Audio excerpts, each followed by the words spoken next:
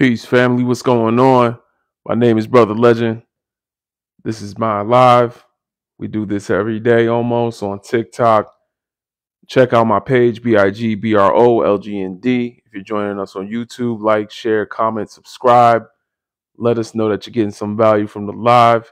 If you want to watch the live taping, you can find it on my TikTok. Tap the top right notification bell on my page, and it will notify you whenever I go live. What's going on, y'all? What up? What up? Hope everybody's having a blessed Kwanzaa Eve. You know what I'm saying? It's the eve of Kwanzaa. So I hope y'all getting y'all gifts ready. You know, Kwanzaa, we make handmade gifts. Peace, Dior. What's going on? Kwanzaa, we make handmade gifts. So, you know what I'm saying? Hope y'all making some, candles. Yo, making homemade candles is really fun. If you need a gift idea for Kwanzaa. Excuse me. Homemade candles. It's really fun. Really fun. Smell really good. Give you something to remind yourselves of each other. Maybe you could put it on your whatever shrine you have to your ancestors. You got a nice little candle you can burn. You know what I'm saying? To the Pan-Africans out there, you know what I'm saying? Not the ones that just come on here and talk. I'm talking about the people that, practice Africanism. You know what I'm saying? Pan-Africanism. Shout out to all the Pan-Africans, man. What up? But yeah, making candles, something I did with my wife. It's kind of fun. You can put it on your shrine. You know what I'm saying? We got a shrine to our ancestors. You know what I'm saying? You might take some of your parents' jewelry, put it there. A picture of your your loved ones that passed on. Just a little spot for you to remember them. And you make gifts for Kwanzaa. They got to be handmade. So, it's cool. What's going on? I think it's wild. I just seen I was watching with my wife the Willy Wonka movie. She can't watch nothing with me. You know what I'm saying? Cause y'all don't want to watch these movies with me. Cause I'm looking at this. I'm like, this is just some colonization BS. Like, let's call it what it is. Willy Wonka, first of all, in the original Willy Wonka and the Chocolate Factory, right? This man said that the Oompa Loompas were Africans. Like, they was little black people, first of all. Second of all, I'm watching the movie and he's talking about he's going to get these cocoa beans. Where do you think he's getting these cocoa beans from, y'all? Do y'all think if you go to Europe right now, you're just going to see fields and fields of cocoa plants growing cocoa beans? You know what I'm saying? So it's kind of wild to even watch that movie with consciousness. You know what I'm saying? It's like we sitting here watching a colonizer's fantasy. This is what they want to do. They want to feel no guilt and shame, make a good product based off the labor and resources of other people. And it was funny how the little Oompa Loompas follow him around talking about, you owe me chocolate because you took our chocolate. You know what I'm saying? Like that's supposed to be, I guess, his I guess that's supposed to bring in some type of sense of morality, knowing that it was stolen chocolate. It was just ridiculous. It's crazy. Like the story is that he gets chocolate from other places, cocoa beans from other places, and he keeps stealing them and making his own chocolate. Yeah, you can't. I know, right? You can't look at things the same. Except the thing is, it's like I can't look at things the same, but I'll still watch it. I'll be telling my wife, like, it's okay, we could watch it. We don't gotta turn it off. It's just it might come with a little commentary because I'm coming to realizations as I'm watching this. but Babylon is going to Babylon. You feel me? So it's like, you know, right? Roald Dahl is mad problematic. Mad problematic. It's wild that they even made this movie again in 2023. Um, it's just it's wild problematic. The chocolate industry is awful. Yes, Nestle, what they doing to our ancestors today. John Oliver just did a special on this. If y'all want to look it up, type in Google and YouTube John Oliver chocolate. Go ahead, look it up. It's disgusting, and they're doing it to Africans. We're the Oompa Loompas, y'all. We're the Oompa Loompas. We're the real life Oompa Loompas. They made a whole fantasy version, but we're the Oompa Loompas. They're taking our cocoa beans to make chocolate. And it's wild because in the book, Charlie from Charlie and the Chocolate Factory is also supposed to be black. So it's kind of crazy how in the original book, the Oompa Loompas were black. So you took chocolate from Africa, had Africans working in your factory, and then the whole story was supposed to be you saved this African child in your country from poverty with the chocolate you stole from his people somewhere else. It's just wild to me, to be honest. I can't do it. You know, I can't support it. We watched the bootleg version. We watched the bootleg version. Bootleg version is crystal clear. I think the name of the site is bflix.com. Yeah, you get the clear version, and you know what I'm saying. But anyway, pirate these movies. Do not go buying tickets. Yes, I don't know. Let's talk about the topics. They might need motivation. Don't forget to tap like. I'm going to bring people up here when we get to 2K likes. So keep tapping like, y'all. Let's talk about the topics up above. Yesterday we tried to talk about these topics, and people could not focus. I don't know what was going on. I'm still going to post that replay on YouTube, but people couldn't focus. Let's try to focus up today. If you're coming up here, let's answer the questions today, okay? Does pro-Palestine equal pro-black? Can non-black people be pro-black? Can interracial marriage benefit the community? Let's talk about that. You hear me? Let's talk about that. Let's start there. You know what I'm saying? Hopefully this is something that can spark a conversation with some of y'all. Oh, my background went out because I don't know what's going on. Oh, yes, because I know I have 4 questions. Does anti-racist equal pro-black? Let's talk about that too. Okay? Let's talk about that one too. Does being an anti-racist automatically make you pro-black? I think I just realized that for me, all of these answers are, oh no, it's like all no, and then it's like yes. I'm pretty sure, yeah, no, no, yeah. So it's a lot of no's here, you know what I'm saying? But if you feel differently, feel free to come on up. We can talk about that as well. My screen is doing something weird. Hold on. I don't know why my screen is doing that. Things are kind of like moved around a little bit. But anyway, let's talk about it.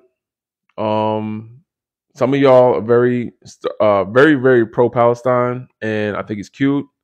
You know, I think it's amazing that some of y'all are just becoming geopolitically conscious, and that's great for you. Is it something I would advise all of us to be doing? No. I don't consider myself pro-Palestine. I do consider myself anti-oppression. I consider myself anti-colonization. I consider myself anti-imperialist.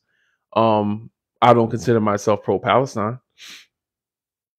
I could be all of those things and still not be pro people that enslaved my ancestors. Does being an anti-racist make someone pro-black? I don't consider myself an anti-racist. I do consider myself someone that works to unpack anti-blackness.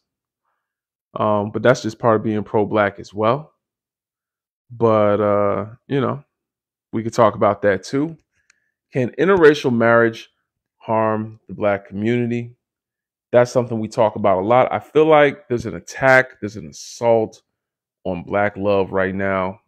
I have been thoroughly dismayed at some of the responses to Jonathan Owens and that whole Simone Biles situation. I just made a video about it. If y'all catch it on your For You page, go ahead and watch it. Like, share, subscribe, share it, please. But basically, what I'm talking about is, how I've been looking on Twitter. I've been watching the conversation and, having conversations with my wife, and it's really kind of sad. It's kind of sad how our people are so anti us getting married. It is. It's sad because I do these lives, right, where people come up and will defend with their full chest non-black people marrying us and say, love is love, love is love. Wait, he thinks he's the catch? We're not doing that. And it'll be like, wait, hold on, what happened to love is love and all of that? Like, one moment love is love and everybody love, and then the next moment, just because this man said that she showed interest first, that's all he was saying. Look at the full interview before you start making judgments. All the brother said was that because the way the question was phrased was, how do you bag her? Like, how do you get someone like her? And he was like, well, to be honest, it's not because, he spit so much game to get her. It's not because he had to reel her in. She chose him, and she said it. She said, I know what I like and I know what I want. Shout out to sisters that know what they want in a man, because that's the best kind. I can't even get my thing right. What's going on? Yo, my phone is doing something else, y'all. I don't know what it's doing right now. I can't even get it to. It's like the top is at the bottom and the bottom is at the top. That's wild. Okay, now I have to comment. That's wild. I don't know what's going on, y'all. All right, so that's wild. I can't even. Yo, this is doing something crazy. They're gonna make me have to restart. Dang, I don't know what's going, y'all. Okay, it's back. I don't know what was happening just now with my phone. The top was at the bottom and the bottom was at the top. Like, I've never seen that before. TikTok is wilding, but I'm back. Okay, shout out to sisters that know what they want. All right. Oh wow, I can see requests now. If you want a request to come up, feel free. Don't go away. I don't know what happened right there. The bottom of like the menu was like at the top of my page, and I couldn't like touch nothing. Anyway, what I'm saying though is the sister knew who she wanted to be with, and I could relate. You feel me? Because when I found that my wife was interested in me, like when she started to show interest, then I immediately knew that she was like who I wanted to spend the rest of my life with, and until she came to that realization. And so that's the thing. Like, I could relate with that, but because I'm a man, I guess that makes it less problematic. But the thing is, she also spent the time to call me. You know what I'm saying? I don't want to get too anecdotal, but black love is hard enough to find as it is, and then also maintain. And so, how are you going to judge a couple that gets together on how they found each other? You're going to judge them on the story of how they connected, and then put out all this nasty rhetoric of them on the internet, and it's like they already, I'm sure, working hard to maintain their relationship. They said they're going to therapy together. They say, you know what I'm saying? Like, why do they need us trying to split them up too? Like, you know what I'm saying? Like, to me, that's wild. That's wild, y'all. We gotta do better than this. We gotta do better than this. You know what I'm saying? Let's talk to little mamas. What's going on, sister? Hey, I figured me coming in would have been see, thank you. Okay, see, there we go. I figured me coming in would have been a little motivation. Oh no, yeah, we good. There was people coming up here. I just didn't want them people up here. No, but I'll reintroduce myself. Yeah, go ahead. 23, black, she, her, where, that one. Um, I don't know really much on the first one, and I'm not about to make myself look stupid because I'm not very educated on it. So I'm not gonna come on this panel and make myself look stupid. Um, Does anti-racist equal pro-black? No, I feel like it doesn't. Like if it was a white T person, then they clarify themselves as pro-black just because they're anti-racist. I don't know. I don't agree with that. Can non-black people be pro-black? No, because since when has any of them done anything to be considered pro-black? Like for centuries and ages, they've just been nothing but against us. I mean, in every shape or form. Like today's age, systematic racism and etc. Can intermarriages harm the black community? Yes. And every day I see it of people coming on your lives and just see it every day on the streets. And that's very self-explanatory. There's really not much into that needs to be explained. Yeah. All right. Well, thank you for those answers. And I pretty much know where Kate stand, but Kate, you want to talk to us too? Hey, yeah, what's up? Habari Ghani. All right, look. I heard you over talking. Look, I didn't even get to see the new video you said you put out about the Simone thing, but I was wondering if you was gonna chime in. Cause the way that they trying to get brother to be like, oh, he need to be like Serena Williams' husband. What kind of comparison? That baffled me, man. I put up one of the tweets that a sister said, and she was talking about how Zac Efron at one time had a little interest supposedly in Simone too, and he came out to see her and saying basically how Zac Efron should be like the standard and like who she picked and whatever. And I'm just like, Zac Efron and Serena Williams' husband, like, are y'all saying that a sister would have been better off with a, you know what I'm saying, with a Ken doll? Like, are we serious? No, I'm with you. I don't think, see, like, that they relationship is not my business. They married, maybe if in my opinion, I might not have said the things the way he said them. Okay, cool. But they working on it. Like, I have to give us the benefit of the doubt and extend us the most grace because I cannot compare a man who, again, has went through the same things we went through, even as a major athlete and even as a gymnast, to say that, oh, well, y'all ain't even doing it. I'm not perfect. Maybe he didn't say the right thing, but I hate how we will play in each other's faces because the brothers in that video with him was ragging on him too. Like, they knew we gonna get him with this one. They were. We gonna get him with this one. Like, stop.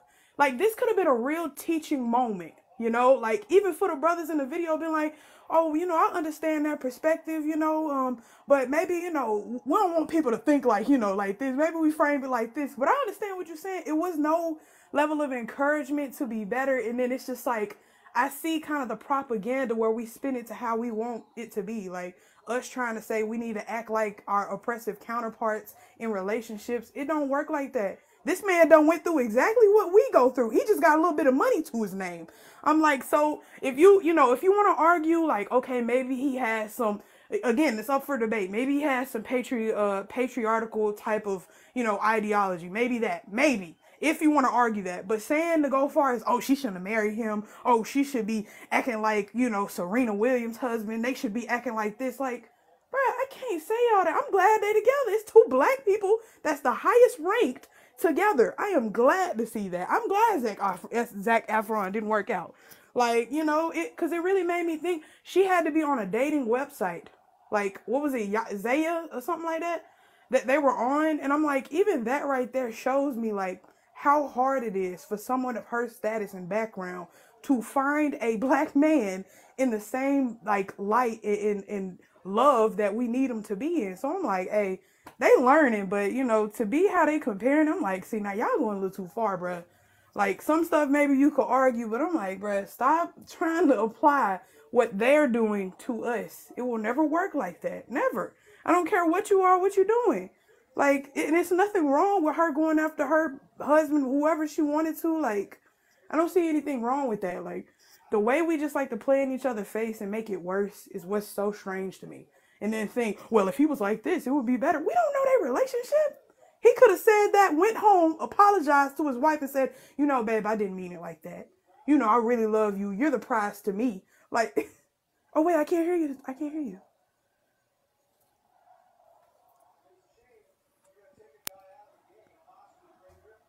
You hear me? Oh, yeah, I can hear you now. Mm-hmm. She was right there the whole time. Mm-hmm. That's what I'm saying. So obviously, she was right there. She said, I know what I like and I know what I want. She said she messaged him first. She did say that they matched. So that means that he liked her profile first. Mm-hmm. But, you know, like that's, you know, so technically he makes the first move, but she messaged him first. Mm-hmm. And, you know, it honestly, none of this matter. And if you know about Africa, to this day, there are still ethnicities where women propose the man. Mm-hmm. Right. Yeah, we propose. And the man is not up to refuse. And the man puts on like makeup and they do like some weird like smile thing. You seen that? Yeah, I seen that. Yeah. So you know what I'm saying? Like, come on, y'all. That's part of patriarchy, though, and that's why they saying Zac Efron and Serena Williams, man, is the standard because they really talking about their idolizing Cinderella's husband, Prince Charming, and Sleeping Beauty's husband. Like, you know what I'm saying? Like, they have already these like traditional outlooks on how a marriage is supposed to be. Meanwhile, the men that they're saying are the standard don't check for black women. So y'all said you see how backwards this is? It's just ridiculous, to be honest. I'm just like, there's an attack on black love, and at some point, it comes from within the house. We gotta stop. We gotta stop. Like I said, my only argument with that and seeing the whole situation was the frame rate being with the patriarchy and YT ideology. Now that's something, again, like I said, it's up for debate because, you know, I don't know if they feel that way. They obviously aren't necessarily trying to be exceptionally pro-black. So even then, I can't necessarily apply that to them. That's something they got to deconstruct in their life together. Because, you know, like I said, there's some things I probably wouldn't have said the same way, like to be like, oh, the men are the prize and this and that. Because even in our ancestry, you know, he didn't say that though. So and the way they tried to frame it, that's what I said. The way they tried to frame it. But that's another thing that's annoying. He did not say men are the prize. He said men are the catch. He said he was a catch. Yeah, but that's why I said how they tried to frame it. Like, right. You know, even like I said, even how the brothers were sitting there and looking him in his face and trying to instigate him to say more because they knew they was gonna get views. What it they really knew, is, they knew it was. What I noticed is people get married. I mean, people look at marriages in our communities and still see a black man and a black woman. They don't see a black couple. They see, oh, she got her thing going, he got his thing going, and they're just doing that within vicinity of each other. And what she got going on is in competition with what he got going on. And if what she got going on is better than what he got going on, then she technically married down. So according to anti-black relationship mathematics, you know what I'm saying? Like, they're doing all this math. And it's like, y'all gotta stop. Those two have joined together. They are one now. So her win is his win. You know what I'm saying? Like we gotta stop comparing who's doing competition. Somebody said in the comments. That's really what it is. It's like people are having them compete against each other. And it's like, stop. Why are y'all plaguing their relationship? If you love Simone Biles so much that you got so much to say about her marriage, then just respect her marriage. She chose to be with this brother. Leave it alone. And then we'll come up here talking about love is love. That's what gets me. Then we'll talk about some love is love. Yeah. No, that's funny. I'm with you. Like I said, as a black person, I for one should know all black people in our community. We cannot look at other black people and judge them. Because if we're doing something that works for us, why does it really matter? I'm like, seriously, why does it really? If they're together, that's my greatest concern. Get with a black person first, then build. We got to go through all the deconstruction and helping ourselves learn and grow. But how are we going to do that if we can't even get to you? You want me to go be with Zac Efron? And I'm like, baby, I don't want that. Like, and then I'm like, people don't understand too, like, a lot of our thought process, again, comes with the systemic structures and policies that we've been indoctrinated into. And it's like, y'all have to give us some slack. Give yourself slack. You're a rose growing out of the concrete. Ain't no gardener coming. You gotta treat yourself delicately, because the world, you see how they react.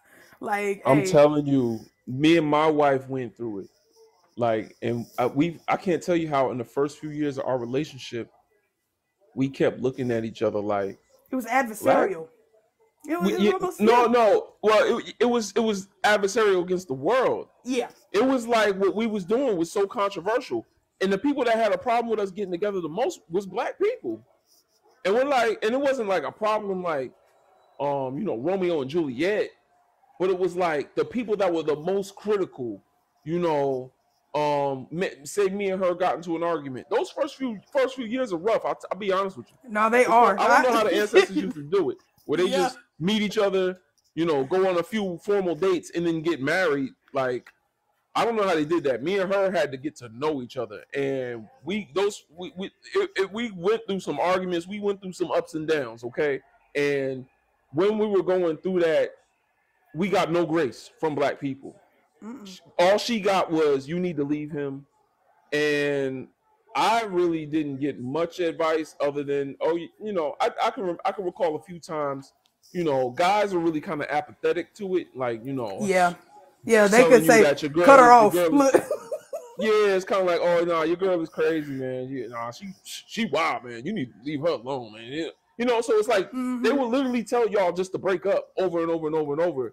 And I remember us keep looking back at each other and saying, like, yo, this black love thing, like, we see what it is now. Because even when no one else is around, we have our trauma from that was passed on from our parents, whose great-great-grandparents were slaves. So we have that anti-blackness in us, except it's not even the multi-generational trauma.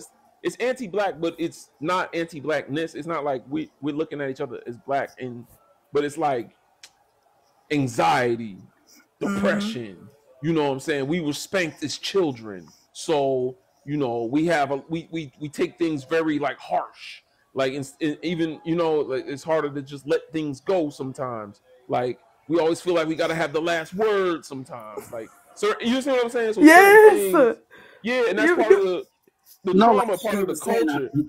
We don't afford each other that soft, delicate touch, right? As fragile as we know, as traumatized as we know black community to be, right? In the history of what we've been through, we really don't treat each other delicately, right? And I don't mean like in a let shit pass, let people do foul shit and just don't say anything, don't hold people accountable. I'm not saying, I don't want people to equate me saying treat each other delicately with not holding us accountable. Right, but it just means giving us grace. Understand there is trauma there. Understanding if I say something, you have a knee-jerk reaction, instead of responding to your knee-jerk reaction, say, "Hey, babe, I don't think you meant to respond to me that way. Do you want to talk about it? What caused you to feel that way?" Right? Why did this one thing I just say, or this one move I just made, or why did moving the cheese make you go off so bad? Right? What is it about the cheese being out of place? Right, and being able to have that dialogue, we don't give each other that grace as much as we want it from other people. Definitely true. Yeah, go ahead, Kay. You gonna say something? I was gonna say too. Like, I definitely agree. Like, I'm kind of I'm a little bit different on how my views of marriage, but I'm still black love all the way. I'm just breaking down the systems and the way I navigate that. But even still, I can say with the person I've been with for almost 7 years, right? Them first couple of years, I look back at the fights we had, and now I can connect it to a lot of the trauma and stuff I was trying to get through, right? Because like you said, something like moving the cheese, right? It ain't even got to be about that. It could be about the way you might have said a word, and I'd be like, well, what did you mean by that? And you don't really mean it, but it's like you don't even realize, like, I have to break that down, like, he's not trying to come after me to attack me. He's like, because sometimes people say stuff to you because they really do care about you, even if it's hard to say. Like, hey, bro, you don't listen to me. You think you're right all the time. You got to sit and listen because my feelings matter too. And then it's like in our community, I see a lot where people will do each other wrong. They will separate and then they come back like it didn't happen. And that is so traumatic because it's like, well, let's just ignore these feelings because we're trying to, you know, pussyfoot around all the things that will break up the relationship, even if it's just a friendship or, you know, a relative. It's like, I don't understand why we can't connect to that because it's like, two people will whisper in your ear and be like, ooh, girl, he not making that much money. Ooh, girl, he ain't doing what he needs to do. I'm telling you. And then like you said, like, you know, in the friends that he'll be like, oh, your girl crazy. See, I couldn't put up with that. If it was me, if it was my money, I'd be like, bruh, you can't. That's right. She cheating. She ain't. She gonna do you wrong. Like all that same stuff. Like, and it comes from both sides. And then you're just like, one day, you know, my trauma, and I've really healed from this trauma. I haven't even really thought about it, but to be honest, I've healed a lot from this particular aspect. My thing was fight or flight. I would go into fight or flight mode if somebody blocked off my exits. If someone, because when I used to get wapad as a little kid by my father, he would stand in front of the door and they would close the door. And, you know, for me, my father was a preacher. It would be with the buckle end of the belt. You understand? Like, I got it bad, like bad. And to like, even when I was at a grown age, I would still have fight or flight mode, survival mode kick in whenever I'm arguing with a woman and she blocks my exit. Because my mom would do it too, but you know, whenever someone gets in front of the door and I feel like I can't run out, I would get, even though I'm 6'4", I could bulldoze past anybody. I would panic and flip out. My wife didn't know this about me. We got into an argument and I flipped out. And I tore up the environment that I was in. And I knew that, and during that time, I needed somebody to, like, you know, help me express myself in a different way, or at least show me how I could express that differently. But it felt like, you know, at that time, everybody was just in her ear, telling her all this stuff, telling her that, oh no, you need to be careful. Oh no, he's bad. He's this, he's that, the third. And it wasn't until, you know, I began to work on myself more. You know, she and I both, you know, did our own therapy and began to realize what the trigger was that started that. And then, you know, I needed that grace is what I'm trying to say during that time. And I just feel like people don't always give black men that grace, don't always give black men that ability to be wrong. You know what I'm saying? They don't at all. Like, yeah, me personally, I agree. Yeah. I didn't do that. Like, my family don't do that. So I agree with you. Yeah. Like, we don't take a step back and think y'all are going through the same thing we're going through because we're trying to apply a standard to you that it's not applicable, even though we think it may be. Like, oh, he should be providing, he should be doing this. And I had to think, like, man, him going outside, statistically, he could be unalive just by being in the wrong place at the wrong time. Astronomically. Yeah. Going to a job, he could still be at risk of being unalive because say the wrong thing to Becca in managing, she's calling the police on you. And I'm like, I have to realize, like, that is so stressful. And while I do have, you know, certain risk, I don't have to go through that risk. So him navigating the way he does, I had to understand that when he does certain things, it's not my fault. He's not mad at me. He's trying to get through what he has to get through to get to where he needs to be. And it's so hard to do that. But I think they scared of black love. Because when I see black people see people who actually love each other regardless of what they've been through, it's like, I don't know. I don't want to say it's a fear, but it's also a bit of jealousy because they like, why I can't, you know, find that? Why is there someone that's not in the same position? Because it's like, all I see is people bump heads real easily and they let each other go so quick. like That's what we very said quickly. too. Yeah, that's the You same know. thing here. Yeah, because that same grace that she gave me in order to understand what was going on, like after we were able to learn how to communicate with each other, like we just started to understand each other more, and now we don't have none of those problems. Like any little argument that we was getting into early on, a lot of times it would be over cheese, it would be over food for some reason. um I think we both get angry. But we now know that I get irritable when I'm hungry. She gets irritable when she's tired. So when she's tired, I know she's tired.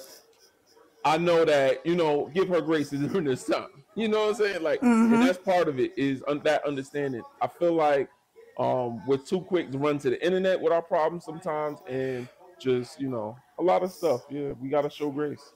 Yeah. It's a tough battle, and so imagine you going through all of this, right?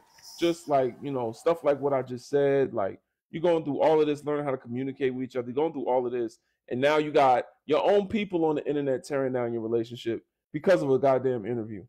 I can't imagine it. If black love is hard enough to find and then maintain, it's hard enough to find a brother that's not wild, like not out here doing stuff that they ain't supposed to be doing, going to treat you any old kind of way. A brother that's willing to also put his money, I won't say his money, but his commitment where his mouth is, and get on one knee. And then, you know what I'm saying, it's hard enough to find a sister that's even though she's achieved great things, is still humble enough to see value in you. You know what I'm saying? That you're not maybe socially on the same status, same level that she's at. Like all of this stuff is very beautiful. And then how they also say they go to therapy together. She had that breakdown a few years ago, and he was there with her through that. You know what I'm saying? Like, to me, I just see a regular relationship. They're young, they just kind of getting started. I think we need to leave them alone. Let me go ahead, Gunner. But because I haven't spent much time talking on this, because again, I think it's outside my pay grade. Like that's really what I want to say to a lot of people in this app, like this dissecting their relationship. Like, bro, you ain't got no gold medals. You've never been to the Olympics. Your mate still works at the Piggly Wiggly down the street. Like, what are you doing in these rich people's business? Like, let they black love be what they black love is. And what's wrong with him saying that he's a catch or a prize? Like, shouldn't both people think? Like, who walks around and says, I'm bottom barrel goods, I ain't worth shit. No, I don't think. No, I would hope that everybody builds themselves up and think that they are a prize to their mate, and vice versa, right? It's not saying, "Oh, I'm a prize, you're nothing." It's like you're lucky you got me as a treasure, and I'm lucky I got you, right? Like that's how this works. Both people should see each other with that glint of that gleam in your eye, like, wow, I was the lucky one they got you. I would think that I would want the person who loves me to feel that way, like, damn, I'm lucky I got Gunner. And I would want to be like, damn, I'm lucky I got you. Like, it's just so weird with the people that's like using that as a talking point. Then you got the red pill guys using it's like this one relationship has become like these 27 different topic points. Like the women on one side are saying, how can men be this way? Then you got the men saying, look, this is a high value woman. None of you other wenches are as good as her. Like it's gone crazy all from some interview with two people that none of you black people even cared about 72 hours ago. I don't think they even talked as bad about Jonathan Majors and what they had going on as right. That's what I was saying. Like for real. They don't talk this way about interracial relationships. They don't. They come up here and they say love is love. They don't. They got a lot of grace. Like this man got a whole record right now because the courts feel compelled to have to give him something, even though they admit there was no intent. It was self-defense. Like she was an agitator. They admit all of that, but they're not going to just let him just get away and the Becky just get no kind of charge on him. It's just like, but no one's talking about that. But we make sense, especially the red pill guys, right? Because of course to them, anything outside of the black American woman is like an upgrade, right? You've done something right because you're not with the angry black woman that don't need no man X, Y, and Z. It's like, oh my God, these gender war talking points on this app just and now on the comments of my video, someone is saying, do a little more research on them. She's also reported him being abusive and controlling. He's problematic. Can anyone verify this? Now the guy is abusive. No, I can't verify that. I haven't seen anything like that. And you know the tabloids would be pulling that out first page if they actually had something with that. Right? I would want to ask that person that commented, did you even know that to care about that before they became front page news? Like, don't gaslight Brother Legend with this as if their relationship has been at the forefront of your platform since you've heard about this alleged abuse that you know about, right? I want to go to that person's page and see if they've been talking about black women getting abused by their male parts, and if they use Simone as an example, right? Because if you didn't, that means you didn't give a F about her until 4 days ago, and now all of a sudden you're an expert on her relationship. That was my biggest fear. Like one of my biggest fears. This is what I'm saying about black marriage is hard. It's more difficult. You know what I'm saying? Like we got to go through certain things other people don't have to go through in this environment that we're under. You know, like that's why I said it's a fear. It's a fear because you see how much pain and trauma people go through trying to love somebody to look like them. It's a fear. Like that's why I say, like, even if we don't think it consciously, like there is a freaking fear. Like whether regardless of the stereotypes of what people think are gonna happen, where I'm gonna become a single mother if I get with blah blah blah, or I'm gonna do this if I get, and I'm like, that's actually kind of crazy.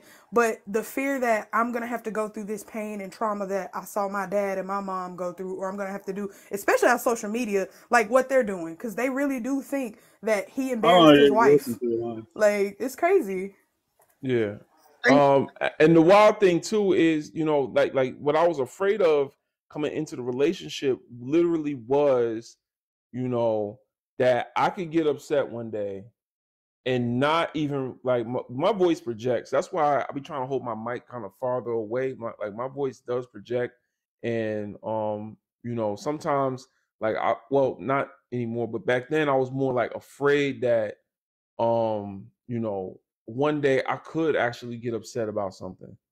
And if she felt any type of fear, like if I did anything but like deal with it the way Obama would, like, you know what I'm saying? Like, let's say I'm upset about something, anything, and I just throw a pillow on the couch. Is it now gonna be, oh, he's abusive? And then like, really, that's really what it is. Like, you know, and the reason I had that fear was because of an ex that I was dealing with, you know, prior to my wife. It wasn't because of her. It was internal, you know what I'm saying? It was something I had to heal from. But that was part of the fear, was that, you know, it's easy to paint someone that looks like me as an abusive person. It's very easy. Like, you know what I'm saying? Y'all are the poster child for black man, bro. You are the problem with society. You know you're 6 foot. You know what I'm saying? Like, and you know this. So it's like, I don't really have to, I've never touched a woman in my life. I've had 6 sisters. I got a scar on my face. Y'all can't see, but it's like an indentation from when I was like younger. I've been bruised and women done hit me. I have 6 sisters, okay? So they didn't always keep them hands to themselves. I ain't never touched none of them. None of them can ever say I laid a finger. And, you know, so that's something I already know instinctually not to ever do. But all I got to do, I know, is curse at the wrong time. Or is someone overhear that?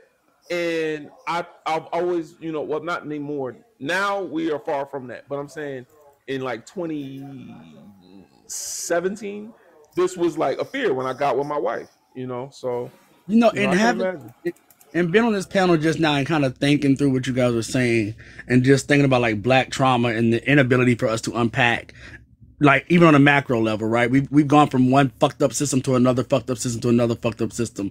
As a people, we've never been able to heal. And so I'm thinking about why are relationships oftentimes very tormental, right? And I think it's because that becomes the first time, I think, in a lot of black people's lives they have someone to unpack on. When you think about our spouse or our children, black children and black spouses get it the worst because we go through our lives never really being able to unpack on anyone. Now we have someone in our life that society tells us supposed to love us unconditionally. So now we feel vulnerable and safe enough for the first time to like unpack on someone. And we actually do a lot of harm by that, but that's the first time we're able to actually do shadow work or even true. In the mirror because before that you're just going from one trauma experience to another trauma experience. And now you have someone that says, I love you. as you are. Right. And you're like, you do? Okay, great. Let me unpack this shit that I've been carrying around on my back all this time. And we do that to our spouses and black children. Yeah. And then when someone shows it to you, it becomes that much easier to show it back to them. Yep. Because, you know, it went both ways. We both had things to heal from. And when the grace that she showed me in times when I was confused, angry, upset, and misunderstanding and being and miscommunicating, not communicating properly how I felt, you know, I was able to see that, you know, this is someone that I can go the mile with and also deserves that that back, you know. So shout out to wifey, man. I love you, baby.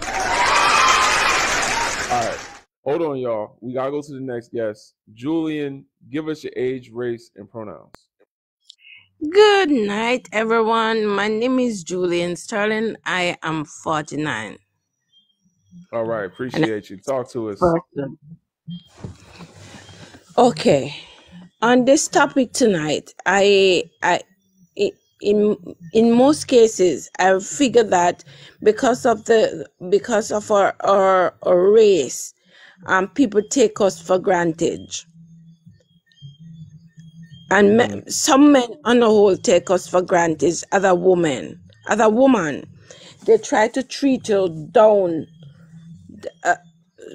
in front of their friends, behind their back, behind friends' back, behind closed door. They hang you like dog.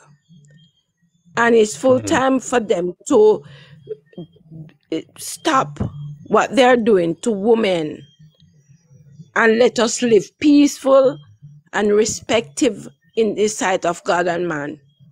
And we must respect each other no matter what. Because we are going through traumas, you know. Some of us is going through traumas from birth. When you were growing up, your parents treat you bad in front of people, beat you, do all kinds of things to you. Then when you grow up now and you come of age and you have to take a stand, man doing you the same thing, it is wrong. I don't like it. It is wrong because that is abuse.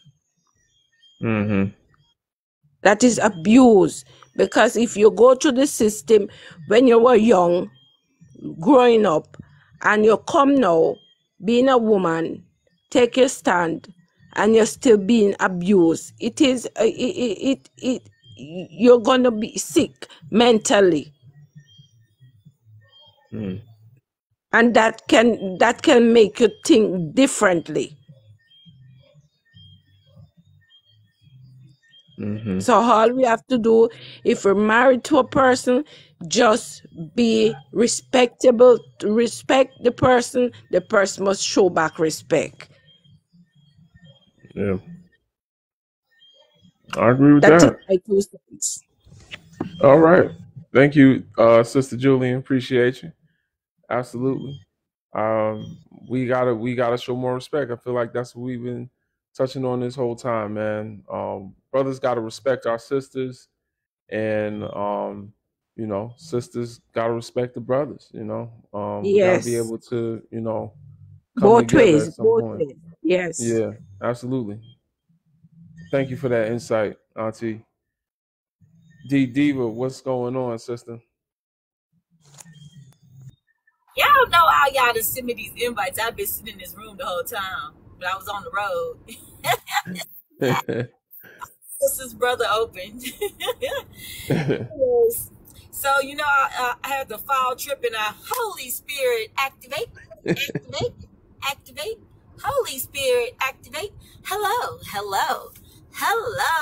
and welcome in, you guys. You are in Brother Legends Live. Again, you are in Brother, Legends Live, I need you guys to tap that screen. Tap, tap, tap. Tap it like I'm tapping this gas pedal to get back home. Tap that screen. Matter of fact, power tap that screen. Why aren't we at 50K? Are y'all okay?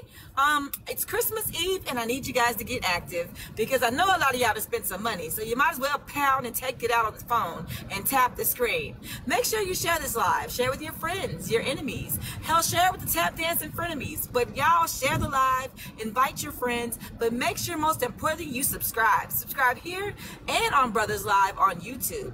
But most important, the most place you need to be, the place you need to be, put your face in the place, is on Discord. Join Discord with b1initiative.org. Let's go, let's read, let's be great. But most of all, tap that damn screen. Power tap. I'm tapping out. All right. Appreciate you, D. Thank you very much. And thank y'all for tapping the screen.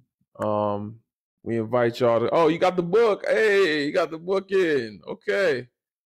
We got to set a date when it's best for everybody so we can talk about it. You know what I'm saying? After I guess we read the book. I never did a book club before, but I've hosted meetings in the Discord. So we're gonna have a book club for Cast the Origins of Our Discontent. Do we have a reading schedule breakdown? Like, like let's say, oh, we want everyone to be done with 100 pages by this date or something like that, or have we? I haven't had a chance to really look through the Discord to see what all we've done pertaining to the book. Yeah, we haven't done anything except I've had, I think, 19 people, maybe I might be like 16, people that said they were willing to show up to the book club.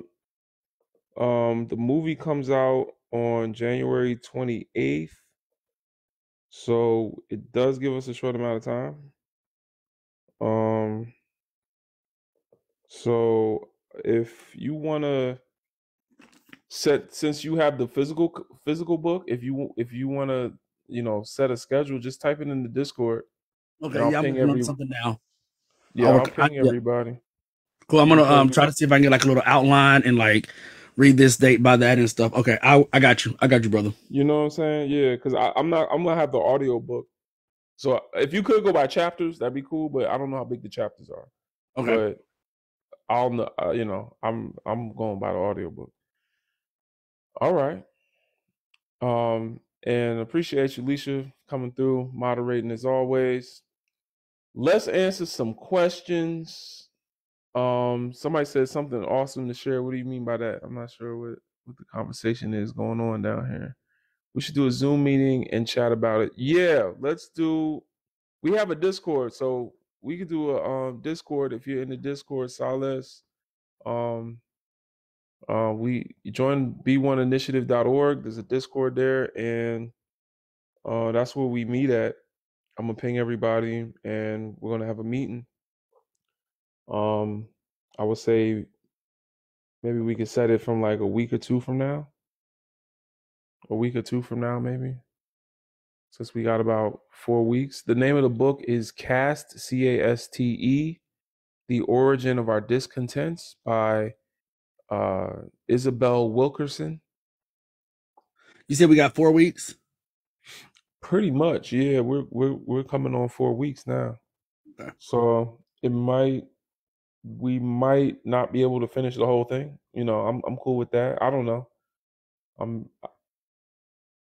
For me it's 5 hours. So for me that's like 2 or 3 sittings. You know what I'm saying?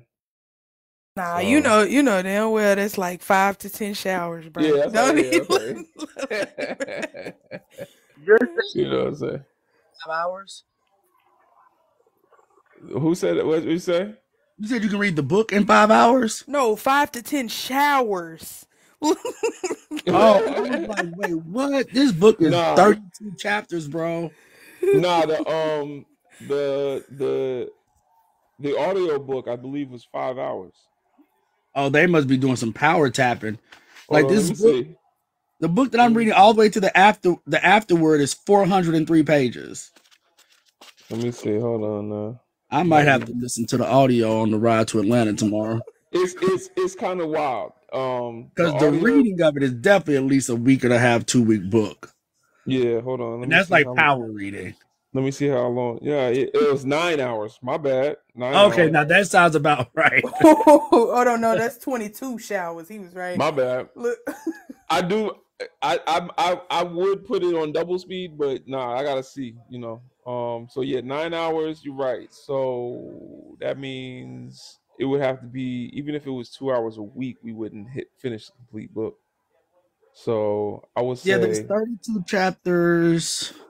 I'm doing like a little breakdown now. Mm-hmm. So like week 1, she was nominated for a Pulitzer, right, for this book. Hold on, this book is pretty sure. Yes, it's a winner. Actually, winner of Pulitzer Prize. So yeah, I'll work with you. I'm doing some write up of some stuff now, how to break down maybe some different topics from the different chapters and stuff. So, it looks like it's 15 hours. Lean, I'm sorry. Lean says it's gonna be 15 hours. That's a brother. Lean said it's gonna be 15 hours. If we can do 1 through 8 chapters in week 1, 9 through 16 week 2, 7 through 24 week 3, and then week 4 is 25 through 32. Yeah, I'm looking at. We definitely not gonna meet this deadline. We not. I might, cause I'm telling you how my body is set up. I would like power through this whole thing, but I do want to be able to sit and, you know, what do they call that when they let wine sit out? I want to marinate. You know what I'm saying? I want to. I don't know if that's the right word either, but I do like to soak it in sometimes. They say you're supposed to read a book 3 times. Who said that? PLO Lumumba said that. You're supposed to read a book 3 times. 1 to read it. I forgot how the quote went, but the second time is like to help you understand it, and the third time you're supposed to already know it already, but you just picking up the extra scraps. I forgot the exact quote how he did it, but yeah. So I definitely read Destruction of Black Civilization 3 times. Like I could read, I know that one by heart. Almost. Not really, but you know. Well, we can get those books in Jamaica. Oh, you can? Where can we get it? Where can we get it? Probably Amazon. Y'all got Amazon? They shop on Amazon out here. Yeah. So I would say Amazon. If you want, if you want to know what book we're talking about, it's Cast, C-A-S-T, by Isabel, I-S-A-B-E-L, Isabel Wilkerson. It's an anti-racist book. She's not very she's more focused on discussing how racism works than you know, being pro-black, but you know, it's helpful. She married to a man that looks like Joe Biden.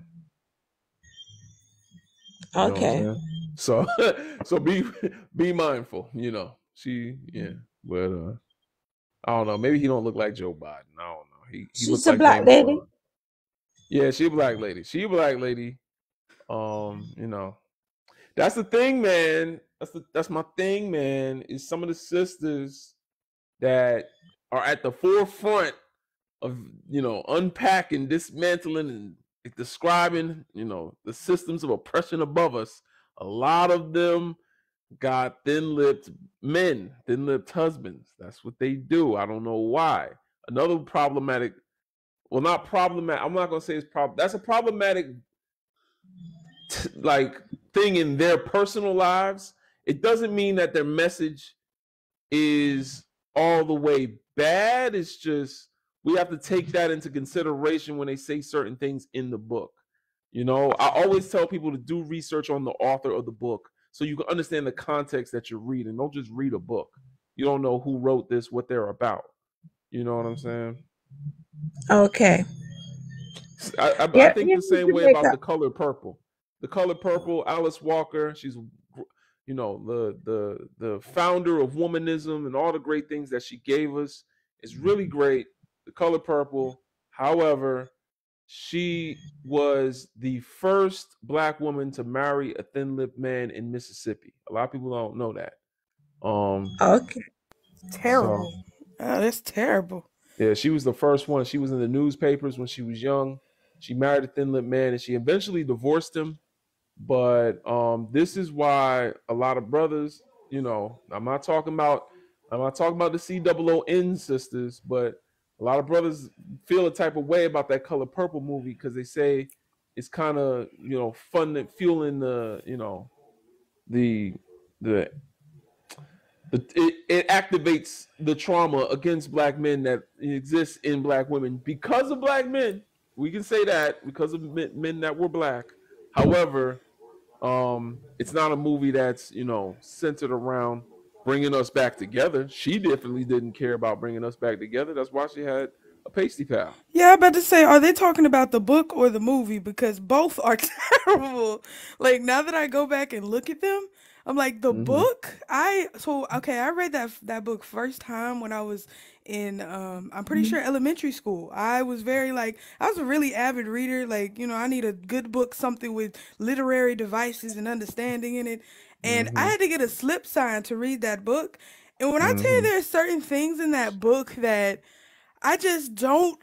It just still again fuels some of the stereotypes of. I don't want to just say against it to have like for black women, but for like a lot of things that they still have today because they make Suge in the movie in the book look vastly different. Like the book really portrays her in a very promiscuous Jezebel type of light, and it doesn't skimp on having scenes of that to prove it. Now, it doesn't necessarily have that in the movie per se, even though it kind of does, because they say that's a nasty woman. She got that nasty woman's disease. You know what? Like saying stuff like that, and I'm like, reading that book, bro. She actually had relations with Miss Seeley, and I'm like, wow, Yes. so we just missed a lot of that in the movie. A lot, like it just, I No, it was don't there in the movie too. It was just much more subtle. atone. Wait, hold on. If you gonna say it, you gotta say it right. You She got know that you, nasty yeah. woman that You know, look. And in the book, she talks about making her button rise, Yes, right? man, crazy. I said this book and this movie are two different things, and it's still of the same chord because it still doesn't necessarily have us in a canon tone where we got better for ourselves. It was like the women just got better for themselves, moved But on, this, and carried it on. But I'm like, what about the men? Like, they not all of them were like that. And in every man that was a leading role, they had a dimension about them that was very negative until they became docile. You know? but here's the thing about that though. It's like I understand, like I'm on the fence, right? Because I That's what feel I like said, right? I feel like black lived stories deserve to be told. They're not always gonna be in the best light of black people or blackness, right? Yeah, You know, there no, I are got some that. black women and black boys who have, at the detriment of other black bodies, been harmed in real ways. So if they were to tell those stories, it's not gonna put blackness in the best light. I think the issue that I have is depending on the tone or who is centered in the book. The one thing I can say I appreciate about like an Alice Walker, you know, or Zora Neale Hurston, or those kind of womenist authors, is that when I'm reading the book, I don't feel like it's not written to white appeasement, right? Yeah. It's Yeah, no, Name that a is. movie. That is. Name a movie where there's white relationships, you know, man and woman, even if it's not a romance, where that puts white men in a negative light. I mean, I would think I, that a lot of the written works by William Faulkner do not put the white men in those novels in a very positive light at all. What movie? But we don't get them as movies. I'm talking about from a reader's perspective. Now the movies kind of go crazy. I don't even like the movie adaptation of Color Purple. Does it put white men in a negative perspective, or does it put men in a negative perspective? William Faulkner's books are about white people, so it's about white trash, poor white trash. I mean, I don't know though, because I would still argue with you on that. Like, I do understand William That puts Faulkner. He's a. white men in a bad light. Have y'all ever seen Bastard out of Carolina? That movie will make you cry. Now, when it comes to And movie adaptations, I definitely agree mhm, with Brother Legend, right? Like that's one of my issues. That's one of the issues that a lot of even black women who are wominists had with The Color Purple with the mhm, movie adaptation, right? Because it Yeah. was through a man's eye. Number one, a man's eye. Number two, a white mhm. man's eye. And the story itself. When you watch the movie, it does focus more so on the negativity of the men. The book, for me, when I read it, it talks about the negative impact, but it really is more about the community circle of the women. The book spends more time talking about the women than the What movie I'm does. trying to say though is, if I watch a movie where a white tea man is abusing the hell out of a white tea woman, and I'm with in a room full of black women, those black women will look at me like, mm-hmm. You see what I'm saying? But white tea folks can watch The Color Purple and not have to. Carry that burden. You see what I'm saying? Definitely, I Like definitely agree with like that. white men are the default men. So if you make a movie about white men mistreating white women, it's a movie about all men mistreating all women. But when it's black, I feel like our entertainment, if it doesn't serve the purpose of unifying our people, no matter what story you're telling, then it's useless to me. Because we live in a world that is constantly going to try to divide us. So you can tell everyone's story, tell all the stories. That's great, but tell it in a way where we, speak. We frame things in a way where this is not the route to take, and also show us the solution, show us something where it don't have to be positive, but you know what I'm saying, like give us Like you're that not saying it has to vision. be happily ever after ending, Yeah. but it needs to be some type of reinforced lesson for uplifting black community. If it doesn't do that, then it serves no purpose, and it literally plays into the hands of what the agenda is all about in the first place, which it kind of became, Oprah and Gail's whole, you know, Personality. but yeah, like it worked. It all became the same, the same thing. And I'm just saying, it's unfortunate. A lot of the sisters that whose work that I admire, they didn't live a life of unifying black people. They didn't. They lived a life of cozying up to those that ran the oppressive power structure that we know today. So like either whether we talking about Maya Angelou, talking about Alice Walker, like I mean, I mentioned in the other live, Bell Hooks, like she's great. I like her more than I would say even the other two, but she chose to be celibate. So she wasn't trying to unify us, you know. Even in one of her speeches, she talks about how black men used to watch their wives be abused, and she doesn't say that with the context of, I think we were talking about it the other day where, black men had no choice but to watch. It would be deadly for them to intervene. So, she does give that context in some, I believe it's in one of her books. She does give that context, but in the speech that she was giving, it was an interview. She didn't give that context. And I'm like, whoa, that's like, you know what I'm saying? Like she used it as like a snarky comeback. And I'm like, whoa, that just made us sound crazy. Why would you do that? You know, and Audre Lorde, that's another one, she had a frosty female. So it's like, then you look at Shahrazad Ali, you look at Frances Cress Welsing, even Julia Hare. Like these sisters get a lot of pushback from sisters, but they actually were with brothers. they get pushback. You know what I'm saying? And that's kind of, is that not ironic to anyone else? Like, Yeah. and me as a black man, I got to listen to all of them. You know what I'm saying? Because even though I might disagree with the fact that, what's the sister whose book we about to read? Isabel Wilkerson. I might disagree with her personal choice in her life. I'm disappointed by that, but I'm still going to listen to a black woman because she's going to have that insight, that even me as a man, I'm not going to have. But I would encourage sisters to also listen to those who they might disagree with, but have focused their thesis around unifying our people. You know, Yeah, I definitely listen agree. to Black That's Love Live, man. oh yeah, I we agree with deconstructing you. these I books too. agree Look, with you. What's that, Julian? I agree with you, sir. Yeah, you know. 100%.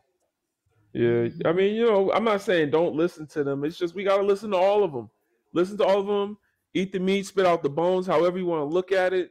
But you know, the Black woman's guide to the Black man, it resonates with a lot of Black men for a reason.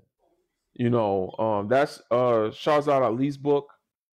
It's what, unfortunately, Kevin Samuels took and twisted into his horrible platform mixed with his. He read her book with anti-blackness in his mind and twisted it around, and that's the problem, because there are brothers that also read Francis Cress Welsing's work with their vision of anti-blackness and twist it around. There's brothers that read Ivan Van Sertima's work and think that we're all Native Americans. Like you can flip everything around, but Shahzad Ali speaks to a lot of what goes on with Black men. And Bell Hooks does too, though. In We Real Cool, or We Cool, the book about Black men and masculinity. That's a good book. She hold, and that, we talked about it before. She even talk about, you know, how Black men you know, struggle, sometimes neglected in the community, but that's the whole thing, man. So shout But out she, to the yeah, scholars. Go she ahead, still brother. has some. She still has some patriarch. I mean that, but that's the thing, right? About all of our indoctrination, right? Is that it's an ongoing process to unpack it, even as we're unpacking it Can y'all lock up the chat? and becoming I'm these sorry. theorists and these scholars on these topics. There are still going to be pockets that we exude the very thing that we're fighting against, right? That's because it's such an ingrained thing. Like I always, you know, when we're having these kind of panels, I always remind when I'm talking with sisters that as much as I want to be on your side, I will always be a misogynist to some degree, just by virtue of a cis male and getting privilege from walking around, you know, with the phallus between my legs and having that preferential treatment. It'll show up, but I try to do the work to make it show up less and less and be more conscious when it does show up. Right. Yeah. So same thing with like the Bell Hooks and them of the world. Cause as a Morehouse graduate, Morehouse and Spelman, they love some Bell Hooks, right? We do a lot of Bell Hooks reading there. And so there is some parts of her that are still very patriarchal. But no, she does do a really good job at trying to dissect Black masculinities, and We Real Cool. Yeah, man. Yeah, like the stuff I read from her, like kind of opened my eyes to, you know, things going on in my life, you know. So I'm like, okay, yeah, gotta listen to this sister. But you know, some of her interviews, I'd be like, damn, why she saying that? And the same thing with Angela Davis, man. Angela Davis, I don't know what happened to her. Back to the topic, she just be on that pro-Palestine stuff a little too hard. She be on some We Are the World. She said, brothers and sisters, I don't even know if I can say this word, ashulanism. You know what I'm saying? Black ash unialism. You know what I'm saying? She said that thinking that way is no good, and we all need to just be with all people that are oppressed. Basically, just saying, you know. Yeah, and if that was true, they wouldn't call us Black and call them people of color. But if that was true. Yeah. But we talking about a Black Panther. Yeah, we talking about one of the even crazier. That's crazy. Like she's a Black Panther. But that goes to show that, I mean, that ties into the nuance, right, of the complexities of the human mind and how we see certain things. Because, like, to your point of things being twisted, right, I can see how some people would try to twist pro-Palestine as a pro-Black thing, right? Because really what I see pro-Palestine is anti-imperialism, it's anti-colonialism, right? But some people might try to flip that and say, oh, but we were colonialized, so if you're against that, that means you're for us. It's like, No, I can be anti having a colony in 2023 and it's still not, and still recognize that it's not pro-black, right? A white nation, YT people can go and make another YT nation their colony, and I can be anti that because I'm anti-colonialism. But that doesn't mean all of a sudden now that I'm pro them, because I know that they still have the power to still, oppress us. So I could see how like people who fought for liberation can get kind of lost in that liberation sauce. Right, because that has been her mantra for so long to fight for oppressed people, intersectionalities of oppressed people, and so it's almost become a fight against the West, against YT people, and so any fight against YT people feels like it's a fight for us. You know what I'm saying? But no. Yep. I think it's people get tired and then they get lazy. Because Black people get nothing, and if we get an inch, they got to give somebody else a mile. And I think the worst thing we can do is think that we're liberating other people in the same way that we're liberating ourselves, because we get no equity. I was going to say, too, I feel like once you get pacified for so long, and not to say that she was, but I feel that, where you came from and where you at now seems like a great accomplishment. Like, not to undermine what you've gone through, because that feels like a lot. And then, like you said, when you get older, your mental stability and clarity is shifted. Like, that's just something that happens. Like, regardless, some people be sharp as a tack, don't get me wrong, but there's still certain things that I guess they get away from us and we become more docile to, what's going on. And then also, again, it's like, I don't know, like, like, that poem from, like, Khalil Gibran, is that how you say his name? When he says, like, pain is the shell breaking, and you drink the potion, the physician and stuff like that. Like, I know everybody knows it is the quote that they said from the Boondocks, but, like, really, it's really a thing, because it's like we should have to, take fresh eyes to look at our pain and I am the stone that the builder refused. That okay. Yeah. They said it on that show. But people don't know. Like, people know Khalil, like, he's more than just that. But just even saying that, it's like some people like don't take the time to refocus on the pain because they just use their potion as a physician and feed it to themselves to be tranquil in oneself rather than confronting, the trauma that's going on. And I feel like, again, like I said, once you get kind of pacified and stable, and again, like, it's a great accomplishment where we've come so far. And you're older, like, I'm not gonna say what's the use of fighting, but for some people it's like, I'm happy with this. I'm good with this. Yeah. In my position, like, but it really don't be enough, because to me, this not even the bare minimum. We still in negatives right now. Like, yeah, we definitely are. As Black, I feel like sometimes it's like we get caught up with the tangible results versus like the end goal, right? The end goal has always been for Black liberation.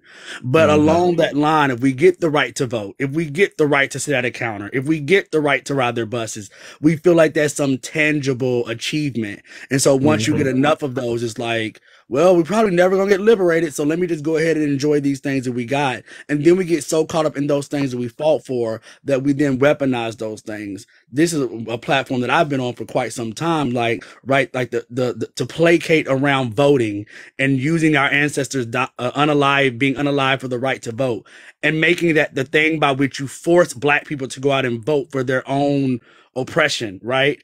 And using that is because they fought so hard for that right. But really, the right was a goal that happened along the way to liberation. Right. The end goal. Right. So if we now have that right, and we realize that right isn't giving us the end goal, which was liberation, it's time to refocus and say, you know what? We thought that was what it was going to be, but obviously it's not. So we need to refocus. We can't be so hell bent on continuing to dig there that we just continue to dig into the hole. And I feel like that's what we do as Black people. Like once we get something right, like now it's like, oh, what are you mad about? You can go to school with them. It's like, no, really, we should have always had our own schools and kept our own fucking schools, right? Or desegregation shouldn't have talk about how stuff gets twisted, brother legend. I've always never understood. I mean, I understand it, but like being rhetorical, right? I've never understood how a desegregation movement got converted into an integration movement.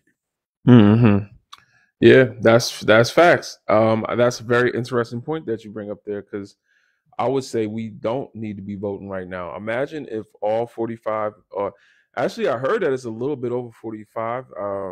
The census underreported us in the last census, so we're actually at like 46 point something. But imagine 46 point something million of us, all of us, just didn't vote in this next election.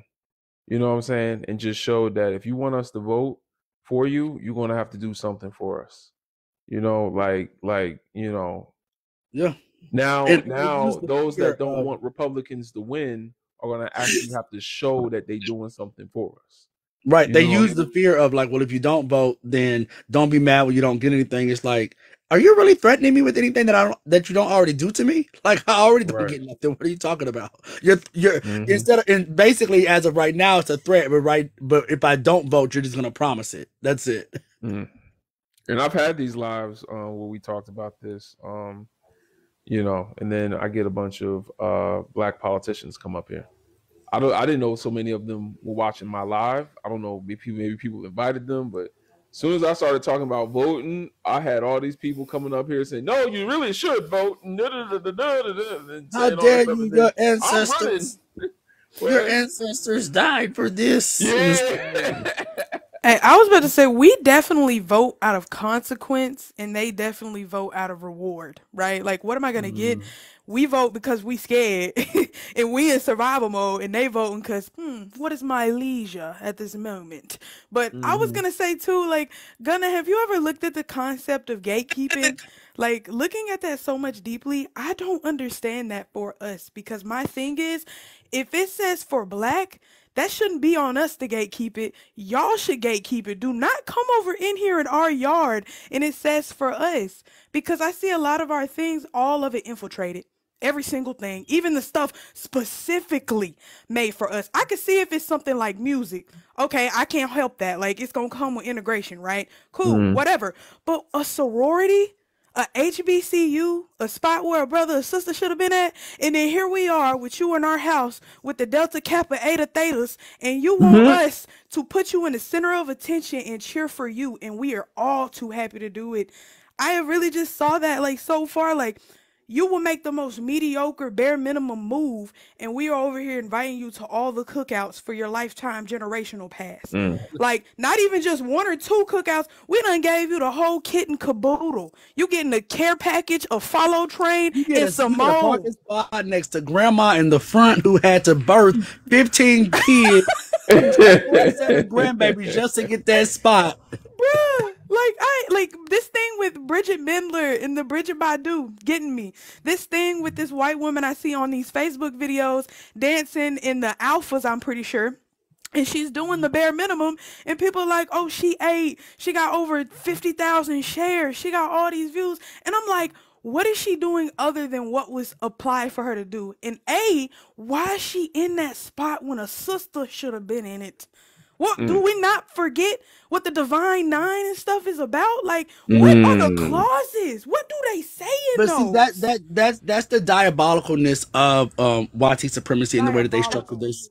The way that they structure their systems, right? They structure their systems in such a way that they can perpetuate a behavior. If you fight against that behavior and your response to them even resembles what they're doing, they then try to hold you accountable to responding in the way that they gave you in the first place, right? So what I'm saying is they deny us access to spaces. We say, fine, we need to create safe spaces for ourselves. And then they say, wait, you can't protest me not giving you access to our spaces when you're not going to creating spaces and denying me access to them, right? So they placate to that, right? It's that turn the other cheek model. It's that be nice to me because heaven gonna last always kind of shit. Like you can't cause harm to the master, whoever causes harm to you, because now you become that thing. That is some indoctrination bullshit, right? Don't attack the beast or else you become the beast yourself. That's the beast telling you that to keep you from attacking it. Yeah, right. Right. And so they do that. But I also think part of that too, even if we don't censor them, I honestly, and I think this is for me, this is what I've been coming to the conclusion in the last few years. One of the hardest reasons why we don't unify, quote unquote, as a race has nothing to do with whiteness. It just has to do with the way that we're built. We don't see ourselves in terms of a race, right? Under their construct, we've been forced to, but we've always been a tribal people. Like, no, I just fuck with people who I fuck with, right? It just so happened in Africa, we all were of the same, quote unquote, race before there was a thing. Right. But we are very tribal people, and under their system, we now have to find a way to undo our genetic built-in tribalism that dates back tens of thousands of years, and now say, oh, we're supposed to be friends because we look alike.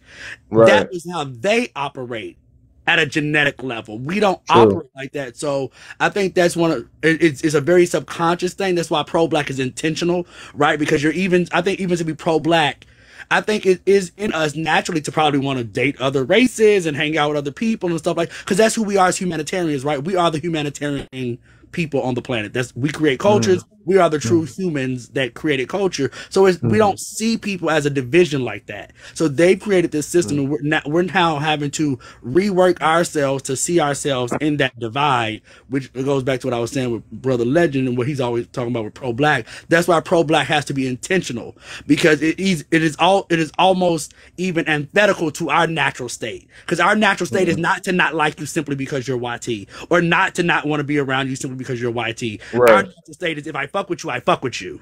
But we have to intentionally say, even though that's how our DNA is wired, to be nice to everybody, I have to recognize you are the enemy, and I'm having to intentionally side with these people that just happen to look like me.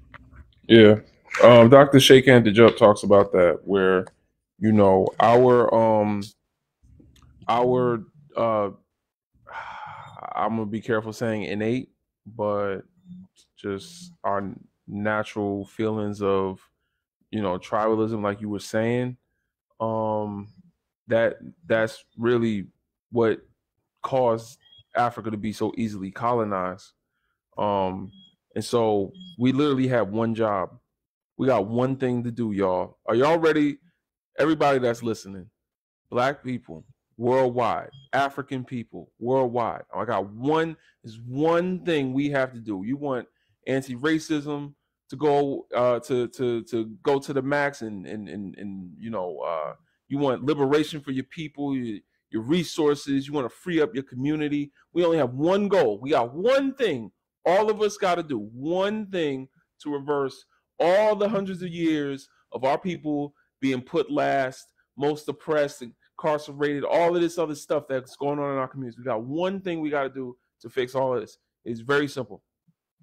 One thing we've never done successfully: unite. That's all we gotta do. All we gotta do is come together. That's the one. All we gotta do is, because we weren't united, the Europeans easily divided us, conquered our land, literally divided us, drew lines on our land that we now have agreed to. And you can't tell a Nigerian they're not Nigerian. Nigeria just means inward area. That's all it means. It's the area of N-words.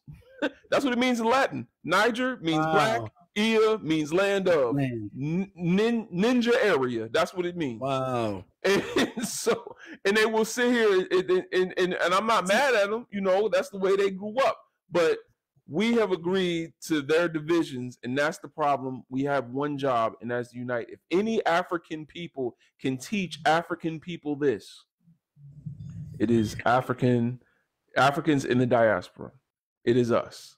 Because when I see a Black person, I do see my brother. I do see my sister. That's why it hurts, you know, when I, you know, speak to some African people and they look at me like, you ain't me. You know, it hurts. I don't know why my wife is yelling, but she just be yelling. I don't know. She trying to tell me something. But it hurts because the way we've been conditioned under this social construct given to us by our oppressor is that if they look like us, then shoot, we all on the plantation together. You know what I'm saying? We all here together. So, you know, I'm a treat you as a brother or sister. I thought you were gonna say the solution was to round the troglodytes up and put them back in the caves. But I'll take the unite. I'll take the unite as an argument. I'm cool. That's it. I mean, then we can do that. If we was all on code, then we could do that. Now it might never ever be all of us. But the reason the reason for the weakness is not the curse of Canaan. the curse of the Hamites, and that's the reason for the slavery and all this other. It's not none of that. The only reason is because we lived in peace amongst ourselves. We didn't have someone like Genghis Khan or Rome to unite us all. We lived in peace in our tribes. We didn't have to conquer everyone else. Right. And that diversity, that peace that we had in the abundance in the motherland, the Garden of Eden, Al-Kebulan, that is what made us so easily divided, and gave us also xenophilia, which is what Sheikh Antijup also talks about. These things led to our downfall. And now, if we could do one thing that African people, now there were empires, there were times when we did come together on the continent, but never across the continent. That's why there's no one word for all of Africa pre-colonization. Al-Kebulan is an indigenous word for Africa, but it was not used by all African people. And, so that's why that unity just never existed until African Americans, African Caribbeans, Afro South Americans, when we, went through our oppression, we came together under that banner of Black people, Afro people. So we were the first people to call ourselves just Africans. The whole continent. We just claimed the whole continent. And so that's what we got to bring back to the motherland. It's been working. Pan-Africanism is reaching the motherland. Right.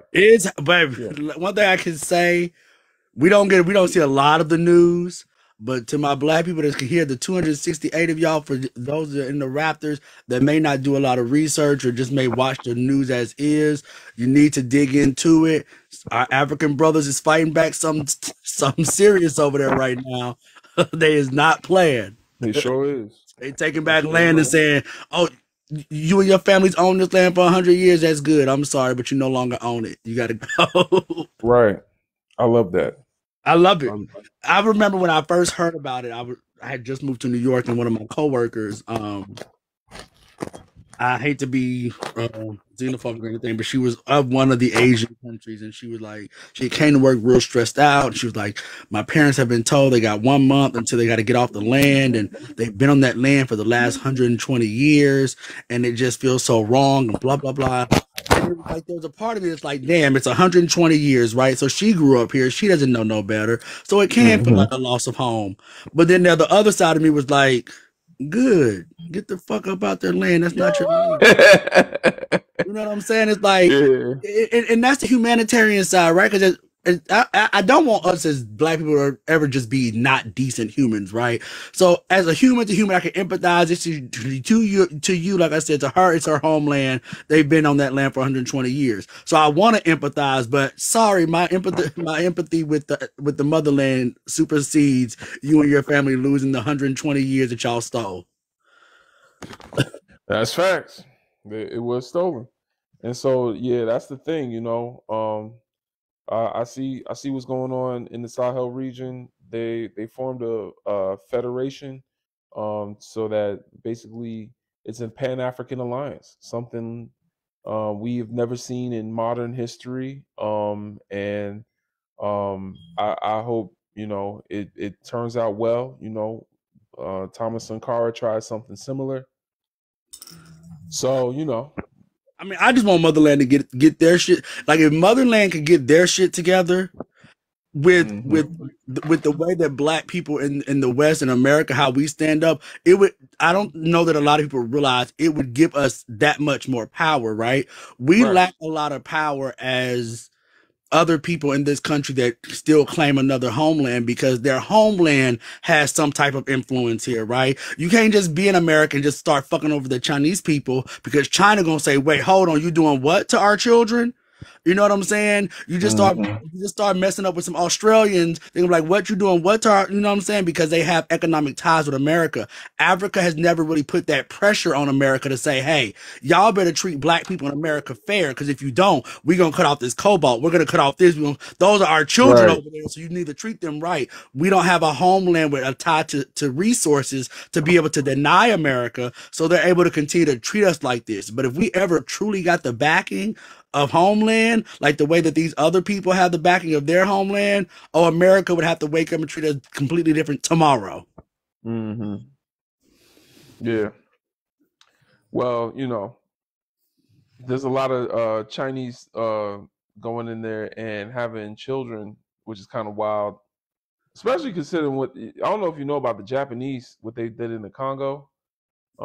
Japan at once owned a lot of mines in the Congo, and they basically used to have children that came out as mixed children and non-consensual children, and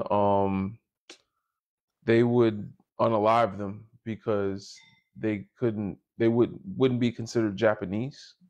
Wow. Because yeah, like the way Japan works, they had like a whole period of time where they kind of had a Japanese supremacy type deal. Like Yeah, they, I seen that.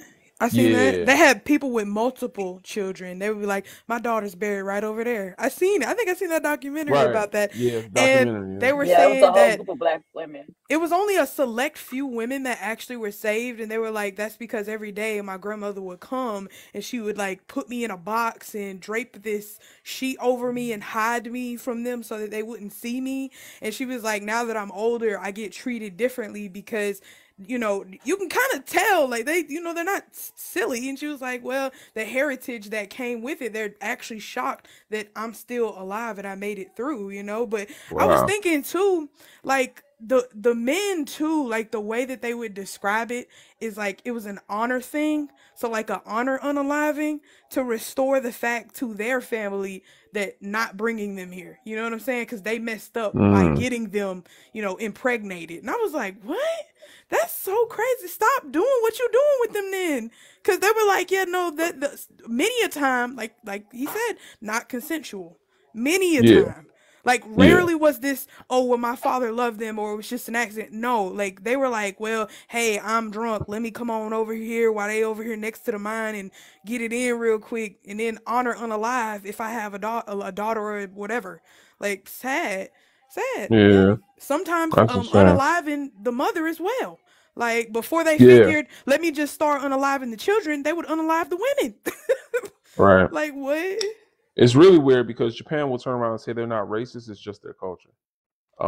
I've seen that many times. They'll say, "No, no, it's not racist. Here, dark skin means you're slutty because it's just our culture. Just it means that you're outside in the sun a lot, and if you're outside, it's probably because you're on the street corner, and that's the reason why." When we look at black women, we think we hypersexualize them. It's just our culture. That's what brown skin means to us. That's why we make sure we have like light skin. You That's see, that's here in how. America, we call that a reach. We call Yeah, Hmm. that's what they say. I'm telling you, that's what they say. And But that's you, why they called it an honor unaliving. that's This why is an honor.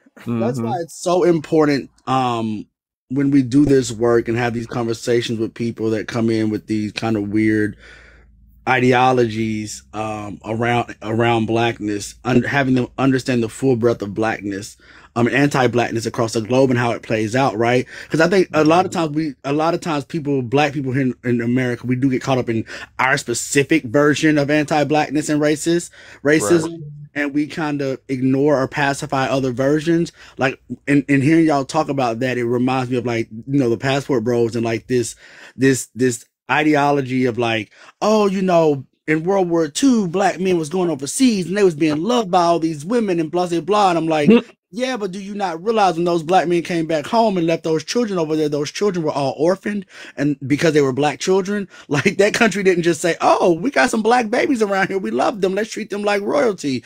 They were still treated under anti-black sentiment. Like those black children had horrible lives. So yeah, right. you might have got your rocks off with one of their women over there, but still your offspring is still born and raised in an anti-black sentiment environment. So you're not benefiting still to this point, black community. If it More, wasn't anti-black, then those people would be black. I was about to say more times than not too. Even like you're saying with the different wars, more times than not, they would have a higher chance of being either unalived or they wouldn't be able to be sponsored by the state or the government. So they would not issue them a, any type of identification or placement to be in school. So that's the type of life they would have to live, which is poverty induced on another scale because you don't have an identity. Technically, you don't exist. And this also kind of ties back into with certain policies that they had to with overpopulation and considering whichever area it was, the legality. And again, because it's, it was just like here, it was against the law for people to be interracial together like that. Like, you couldn't do certain things, like, for real. I mean, even, like you say, the foreign, visitation and tourist type that it is now, it was never, like, it was not what you're thinking. Even how they have it, there's certain people, if you're foreigners now, you can't even go into certain places because you are a foreigner still. And they hold to that sturdy. Like, they're not playing with you. All non-black people are inherently anti-black because even if you take racism and the power dynamic of that out of the equation, they're still anti-black because those phenotypes wouldn't exist if there was no anti-blackness. You cannot breed out. We all started as black people. You cannot dilute your physical traits down to a specific phenotype without avoiding reintroducing the dominant genes and dominant traits into your gene pool. You see what I'm saying? You gotta basically practice some form of eugenics to do that, right? You gotta be I'm light skinned, I prefer this gene, so I'm gonna only mate with another light skinned person. Right? Or I like this thin nose, so I'm gonna blue eyes are beautiful. How do you keep blue eyes? By never mating with someone with brown eye dominant. So now you gotta have this intraracial thing. Right, to keep that recessive trait, to your point, to keep that to make that recessive trait show up so much and so frequently in a number of people that you now can consider that the phenotypic marker of those people. Mm-hmm. Because we didn't have very specific phenotypic markers like that across the diaspora. Like, they just kind of show. I mean, I'm pretty sure there are dominant ones, obviously. The dominant ones that make sense, darker skin, wider noses, all those things, even biologically, and make sense. And while we have those, right? But to your point, like, you have to have seen something special about this non-dominant trait, which doesn't make sense, right? Because you would think dominant means it's a genetic marker that's going to proliferate in a greater numbers and greater abundance, more fit for genetic survival. But you would see this recessive trait and then seek out that recessive trait, which, as you said, in itself is anti-blackness. Yeah, so only thing it seems like Europeans did differently was put a power dynamic to it. And everyone else could agree because they had already, like, been conditioned to being open to that idea in the first place. You know? And they got to try to continue it for generations to make a real footprint with the genetics that they're trying to stem so far along, right? And then to even do that, you have to, like you say, got to eliminate all the other things in that pool, right? Like, it's so strange. It's so strange. Like, the mentality, it's just, because to me, I'm like, hate is, like, very irrational. Depending which group we're in, but, like, for a lot of the time and most of the part, especially for history, like, the hate and the bigotry was irrational.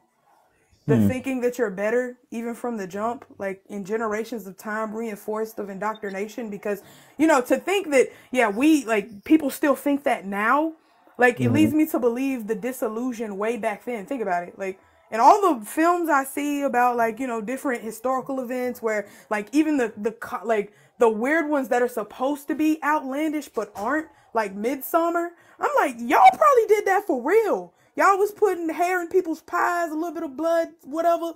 And they was doing that. Yeah. Like, all of that is real. So I'm thinking, like, to have that level of irrationality as it is with hate, I'm like, bruh, that is really a recipe for disaster.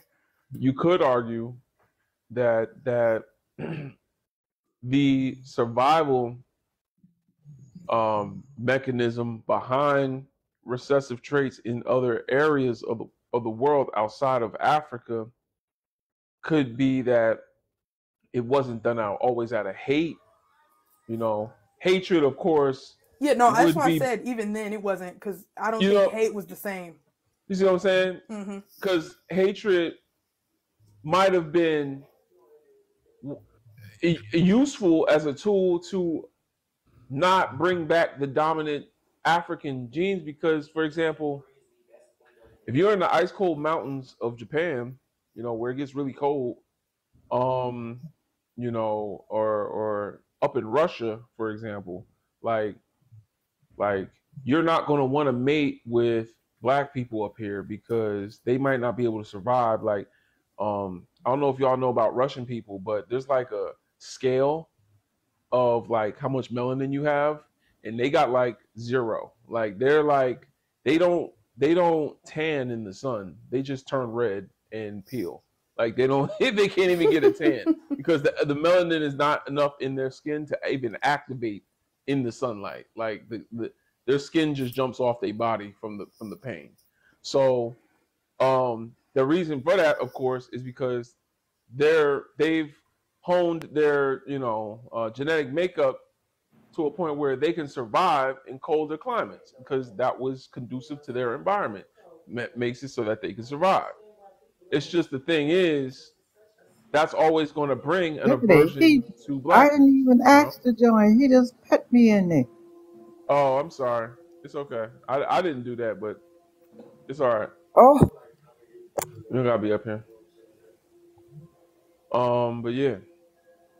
So I mean, this is something that I thought about after reading African Origin of Civilization, where he breaks it down and talks about how Japanese people are actually like mixed, like they're mixed Asiatic and African, because, well, not African, but there were more African presenting phenotypically African people that went up to Japan and they mixed with those that were Asiatic that had already been up there for a while. And eventually they had their own version of Blanquemente, where they just lightened themselves up and stayed on that island until they became true Japanese people. But even, they say a true samurai has a little bit of black blood because they considered that, to mean strength. But it's a whole thing.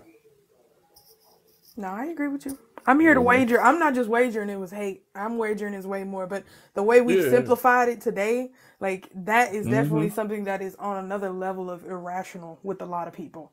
You know? Yeah.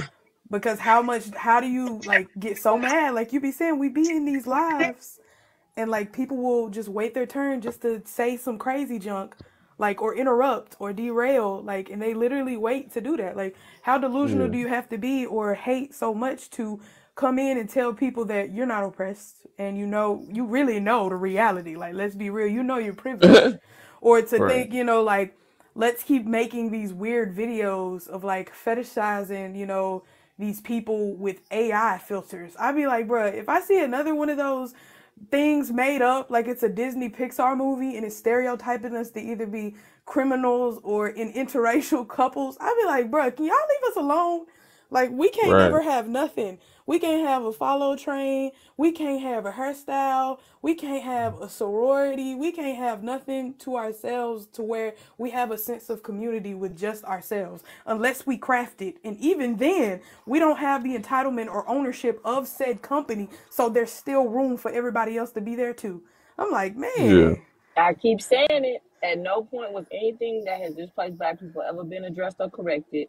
Black people just sat there and said, "Okay, we'll go along. We'll be nice with y'all. We'll be y'all friend. Okay, you and y'all say I'm sorry. Come on, okay." You say, I be And quiet, now, but when they leave, yeah, that's. I be talking again. But see, black people didn't even do that because you have generations that have not taught these kids what the oppression that they experience, and you got them going up laying up with master's daughters or master's granddaughter and thinking it's okay, but at no point did Mass and them change their dynamic in their family or the stories they told to their children. Never did Mhm. they change their ideology. Oh, you sitting here telling your son to go pair with something different, and in reality, you putting them right in the house of somebody that would unalive them. Nothing has Mm-hmm. changed but the time. And I think it's really weird. Like, we aren't allowed to have space to build our own communities. Everyone feels entitled to us. Everyone thinks they should be in our shit. Everyone thinks they should be able to tell us what to do or what not to do. Everyone feels like they're entitled to police us. It's just annoying. And Kay, you touched on it when you said that sorority, because I'm so sick of seeing them pedestalize these weird ass. Like, why? There's Yes. something with epigenetics with these hoes that they just got. I want to be, okay, why? Mm-hmm. You don't know nothing. It's the same way with braids. You don't know nothing about getting up on a Saturday morning at 6 o'clock and going to a hair appointment to get your damn hair braided and get out till like 3 or 4 or 5. Like, what is with you weird assholes? Like, y'all give no space. You not only want to be included in everything. If someone excludes you, you feel some type of way. Why can't I be a part of the Black Girl Follow Train? I don't understand. All the meltdowns that shit caused. I was just laughing like, these weird women, like, that's the level of entitlement. That means you've never heard no. You've never known what it feels like to be the odd man out. No one has ever made you feel like you could not be included. Mm-hmm. Like that, that be getting on my nerves. Same here. And then Yeah. if you speak up, now they got you on a spigot or on a spike. They really do. They be trying to roast you, bruh. And it's like, how do y'all art? Like, this is one thing that gets me, because when you, like you said, when you see them videos on social media, and if you make a response video and you're like, you know, no, because there's no shade to her. Like, obviously she in there, she paid her dues, blah, blah, blah, whatever. Get it, whatever you want to do. I can't tell you how to live your life. But we as my community, bro, we have to take some accountability and being complacent and compliant to that stuff. And as soon as you bring accountability into the mix, they got, like I said, they got your head on a spike. I be like, bro, now y'all Vlad the Impaler, right? Now y'all become the multifaceted politician, philosopher, Plato's Closets mugs, right? I be like, really, bro, how do y'all do this but cannot apply this nuance to yourself? Think about what you're doing. We're really outsourcing the very minimum of resources that we still maintain some semblance of a fraction of control over. Because again, like I said, in the totality of things, we still don't have full ownership over stuff. It can be taken away from us if somebody wanted to make a law like they do all the time. Oh yeah, y'all not getting student loan forgiveness. I'm like, who do you think struggles more with that? It's not the people who are like still going to college, because we barely getting in the dough.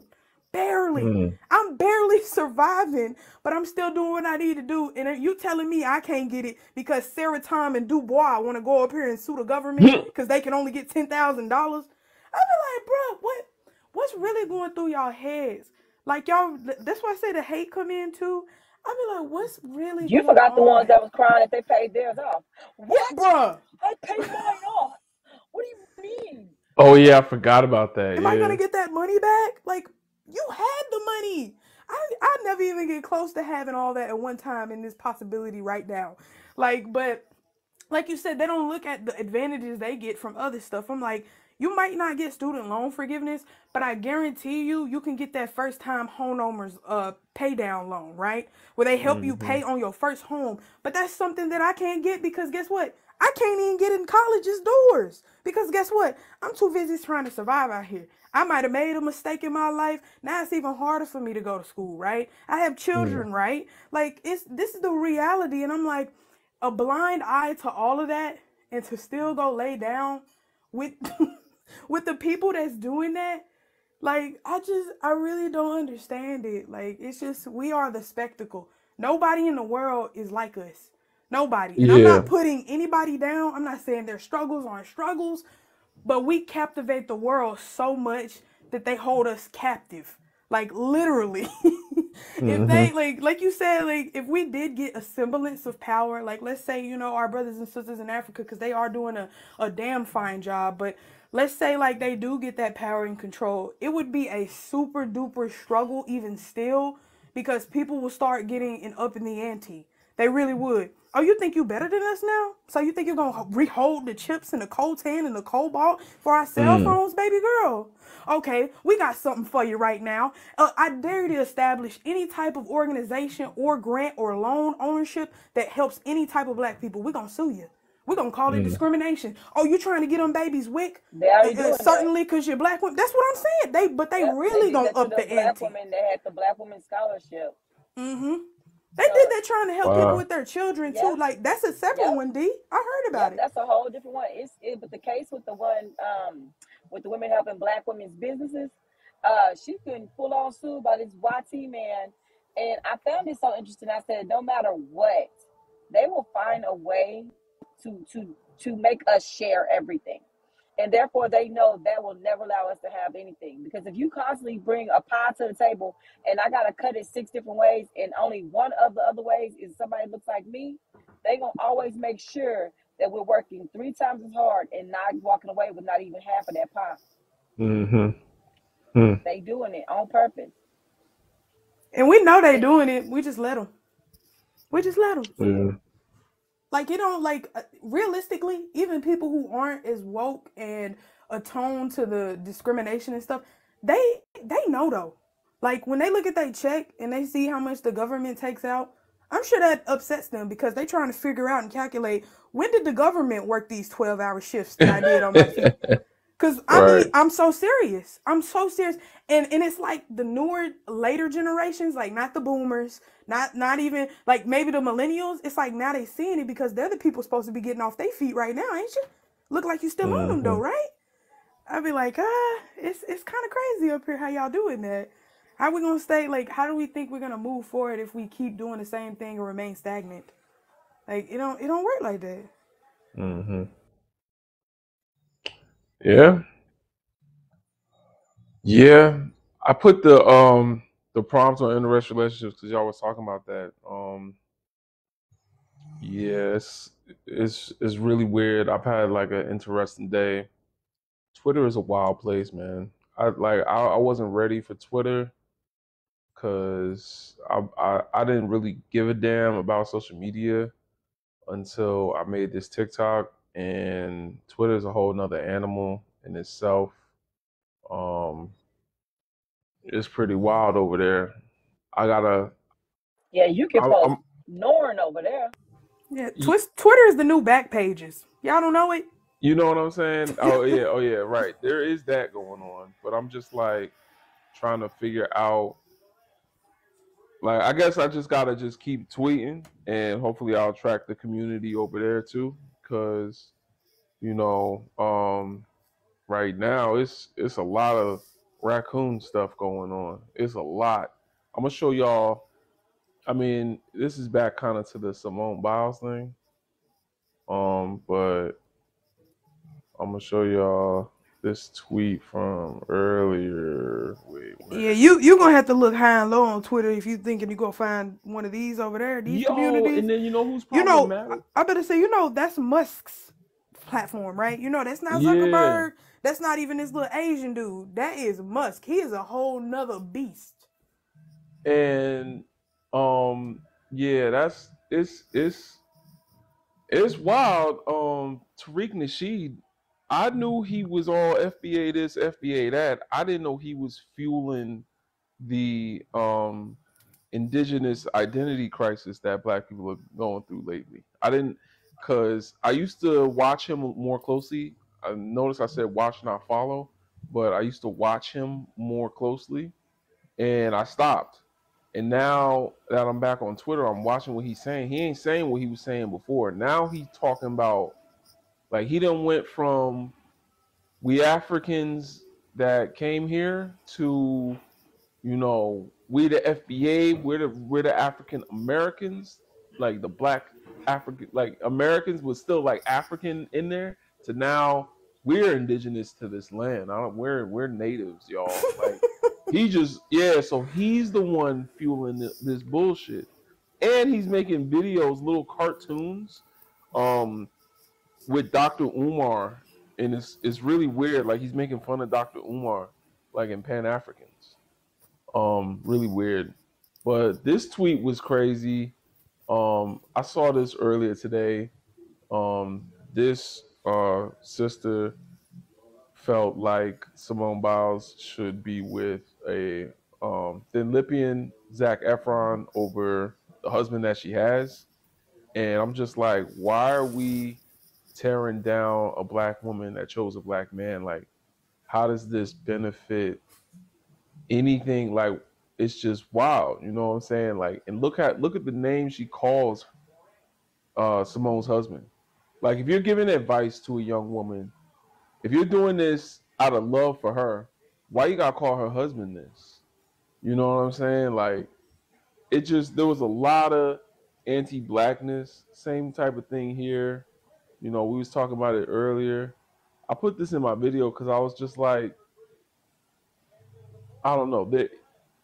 As I scroll through TikTok, I haven't found like on I'm sorry, not TikTok. As I scroll through Twitter, it's unlike TikTok, where TikTok I found that there's at least a little bit more of consciousness, I guess.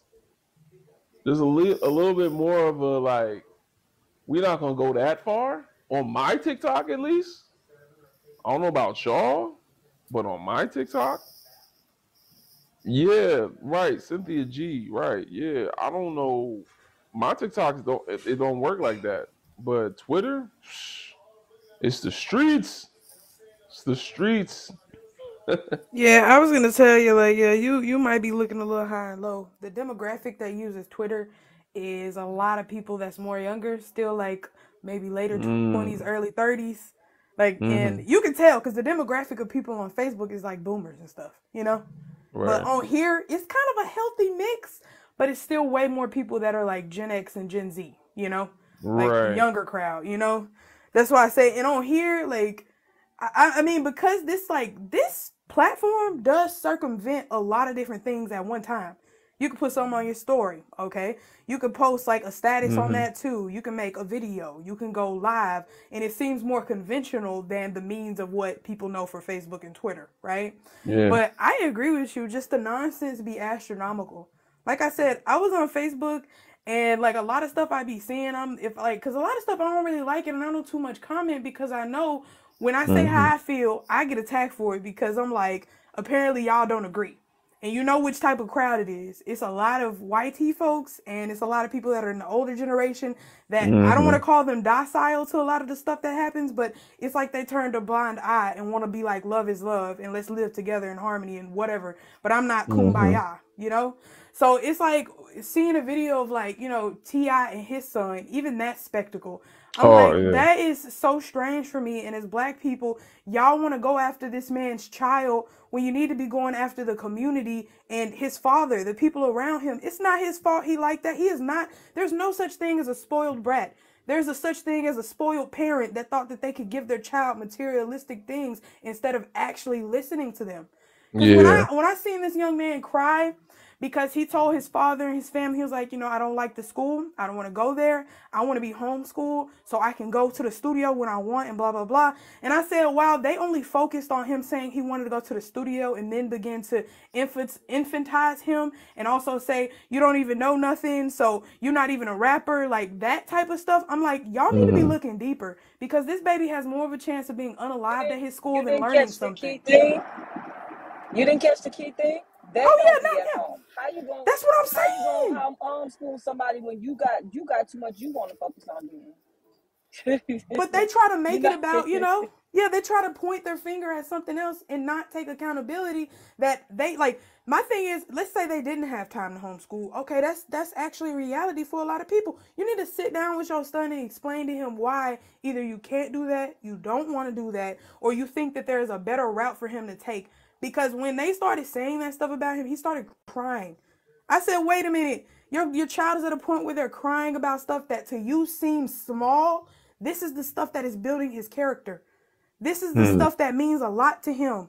His whole Right. family around him has been nothing but successful, and he has been brushed to the side. His older brothers and them, they have records, they have Oh yeah, albums. them He's older on brothers them. talented.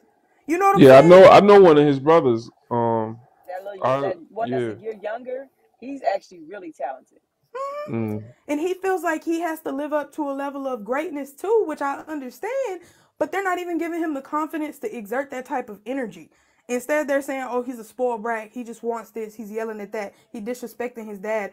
I said, that is a cry for help if I have never seen one before.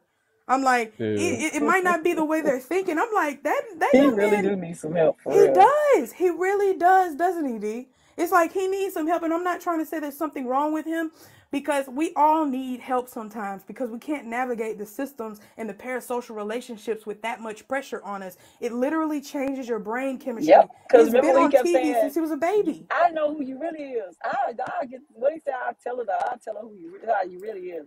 And Yeah. I was like, oh, baby, they give him a little more time. He exposing everything. And that's why they get mad. They don't get mad because, what he's saying is wrong. They get mad because they get embarrassed because it's the truth. He choked him out because he was making him look bad, not because what he said was wrong. He said, you embarrassing yourself. That's class textbook projection. No, you're embarrassing me is what I got from that. But like I said, y'all think this man is a responsible parent. I said King hasn't even lived with his parents very much. He even said it. He said, I used to stay at my grandma's house for the show on the Tiny Hustle and whatever. He said, I used to come to the house just to be on it. And then I would leave and go back to my grandma's house. What is that saying to me?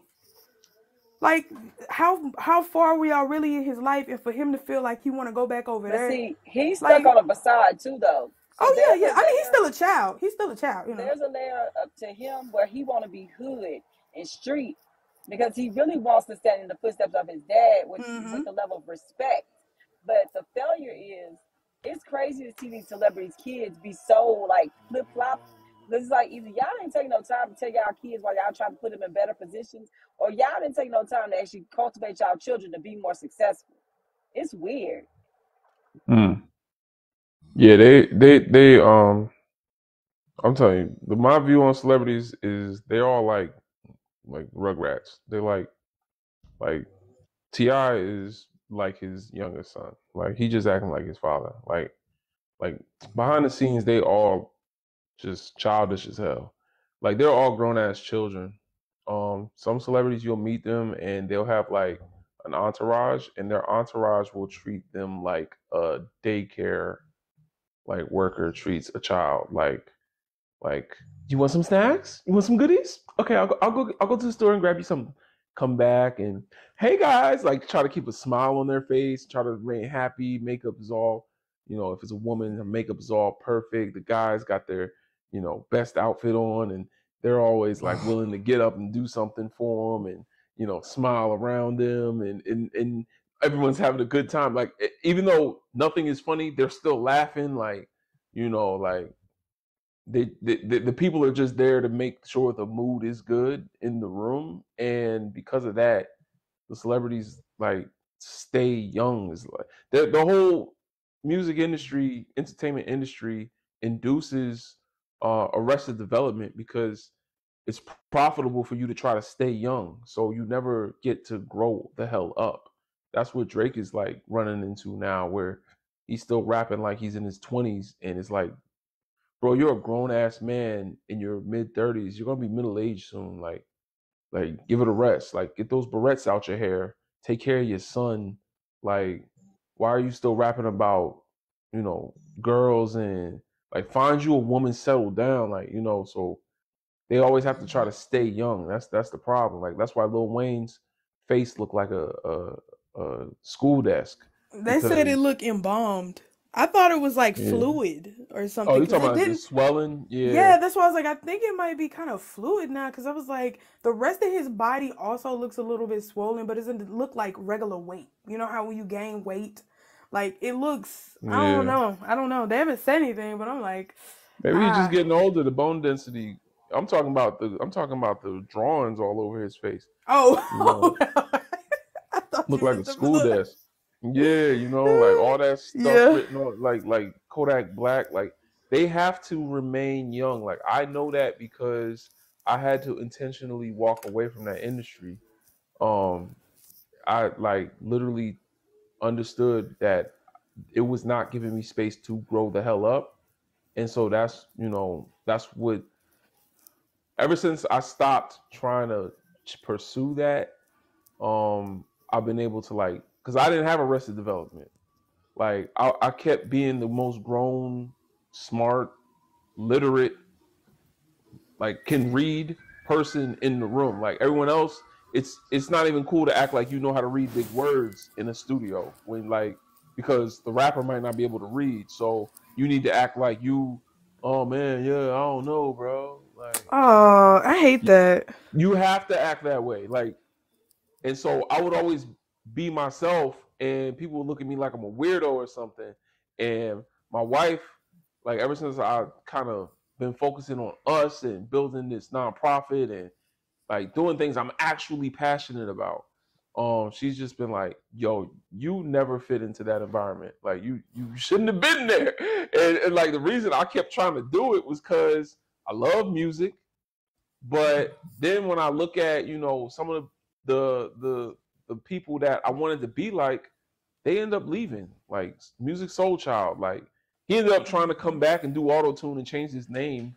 But even like, you know, India RE, like, you know, Lauryn Hill, like these people, they realize the same thing that I realized. It's like you cannot grow up and still make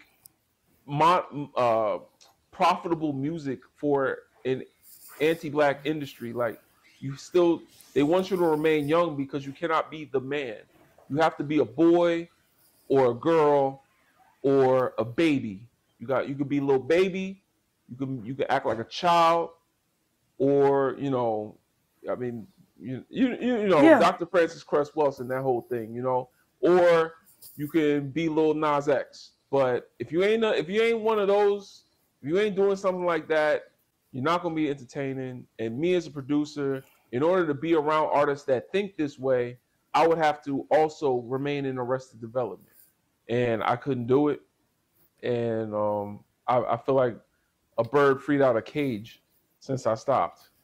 So Okay, so Maya Angelou. yeah. You know sound what like I'm saying? Hold I'm on. telling you, I've been able to just be myself. You know, I'm able to talk about my marriage. Like, I couldn't even talk about my marriage in the studio. Like, you sound like you're old. Like, you know, like the artist that we're sitting here recording is already in their 40s, but they're not married, because you know how their marriages go. You know, Quick. Mm-hmm. yeah, you see, it's because it's like high school. So if you grow up, as soon as you start, right? So as soon as you start growing up, you're out. Bye. Like, you you want to grow up now? Okay, you know. I always wondered if it was kind of like high school, because it's kind of like when you get a job somewhere that's like, you know, there's a very healthy mix of people in there, like age-wise, but they all kind of act around the same age. And it's just weird to me because I'm like, the way that they frame the music industry, especially rap, you know, and the hip hop that we have it now, it's like the generation that they want to exclusively cater to will eventually grow up. And I hate to be like that from a J. Cole song, but he even said it on his 1978 album. Or if I'm saying that number right, maybe it's not. But KOD, I'm sorry. KOD album. That's one of the songs. KOD. That's one of the songs. But he was like, you know, one day those kids are going to get old enough and they're going to grow up and they're not going to listen to the stuff you're trying to say, but you're going to keep aging. And then the way that, again, y'all make money in the type of world the music industry is like, you have to tour. You have to do certain things. You have to cater to certain groups that would actually pay to go to a type of concert like that. Right. It's like people who are like 40 and above are not like on for to pay all this and go see this type of music style. Like, as black people, this is the category they keep us in because people like Taylor Swift exist, which can cater to people who are 60 and above because they want to go see that. You know what I'm saying? It's like they really do put you in that box, and it's like you said, you can't grow up because the style of music that they want you to pander to can only be fitting if you're a young guy, you know, and ignorant and lost. That's where Beyonce is losing ground. Beyonce is losing ground to Taylor Swift because Taylor Swift can reach that older audience of everyone. You go to a Taylor Swift concert, granddad is here, mom is here, everyone's here. We all went to a Taylor Swift concert. It's for the entire family. You go to a Beyonce concert, it's all kind of, you know, men on stage doing stuff. She's up there, got her booty cheeks, you know, half naked. Like, you see what I'm saying? Like, I saw a very traumatizing video, but I guess I'm not Blue Ivy, so I don't know. But it was a video of Blue Ivy looking at her mom on stage, shaking her behind, and I was just like, "There's no way." Like, me, if I was Jay-Z, There's no way I would want nah. Nah. I mean, Mom you is know, up there shaking her behind for white folks. I mean, I And can't we say sitting nothing. here. I can't say Yeah. nothing because you know that's how they make their money. But I'm with you because at some level, our stuff to us But is see, always that's a detriment. capitalism. That's what I'm about As to long say. as you Yeah. make money, it's okay. No, You no, know? no, no. I'm not saying because you make money. I'm saying even the stuff that people, because everybody does a lot of different things to make money, and I don't judge them based on what they do to make money because that's their technique and method that has produced their success in this world. Because you know, the United States, it is what it is. But my thing is, you have to understand too the nuances that the stuff we do in our community becomes our detriment. It's not like that for anybody else. Like you said, she was just on stage. Everybody's around. She's in the crowd. Her daughter. She's not doing it to make money though. But I hear you. You know, but yeah. But you get what I'm saying. Like her doing that. Like you really have to think. Your daughter is looking at that, and it's really gonna affect her. Right. It's somebody and so else's that's daughter. More than money. Like that's when you have to put capitalism down. Yeah. And say what I'm doing to my daughter cannot be healthy.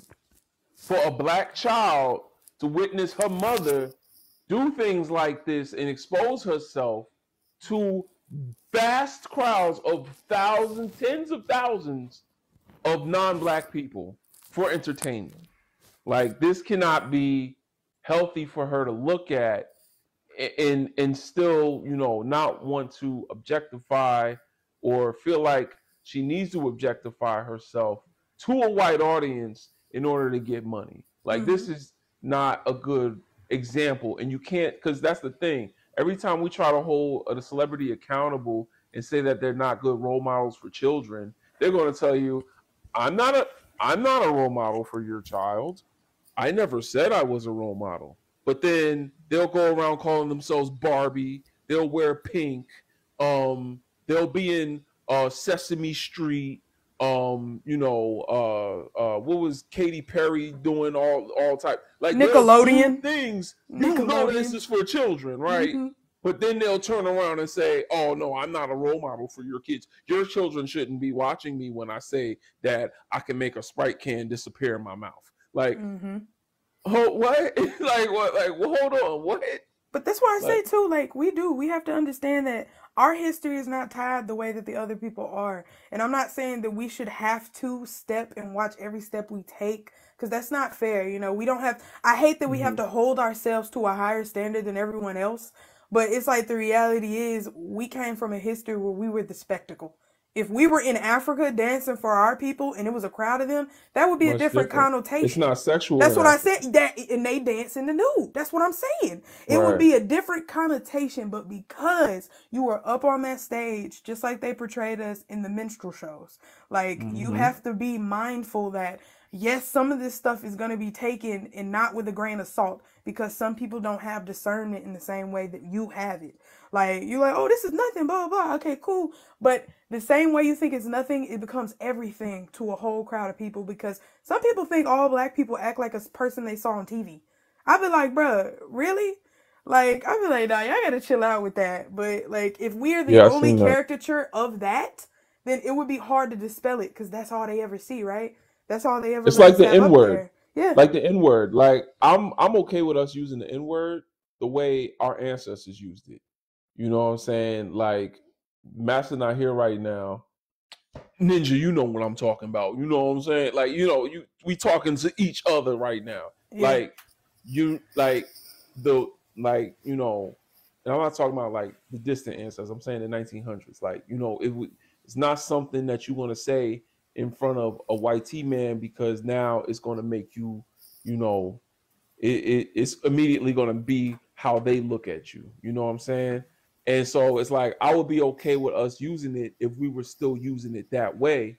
But Roddy Ricch making a crowd of people in London say the N-word back to him was triggering during the pandemic. I don't know if you remember that. Yeah.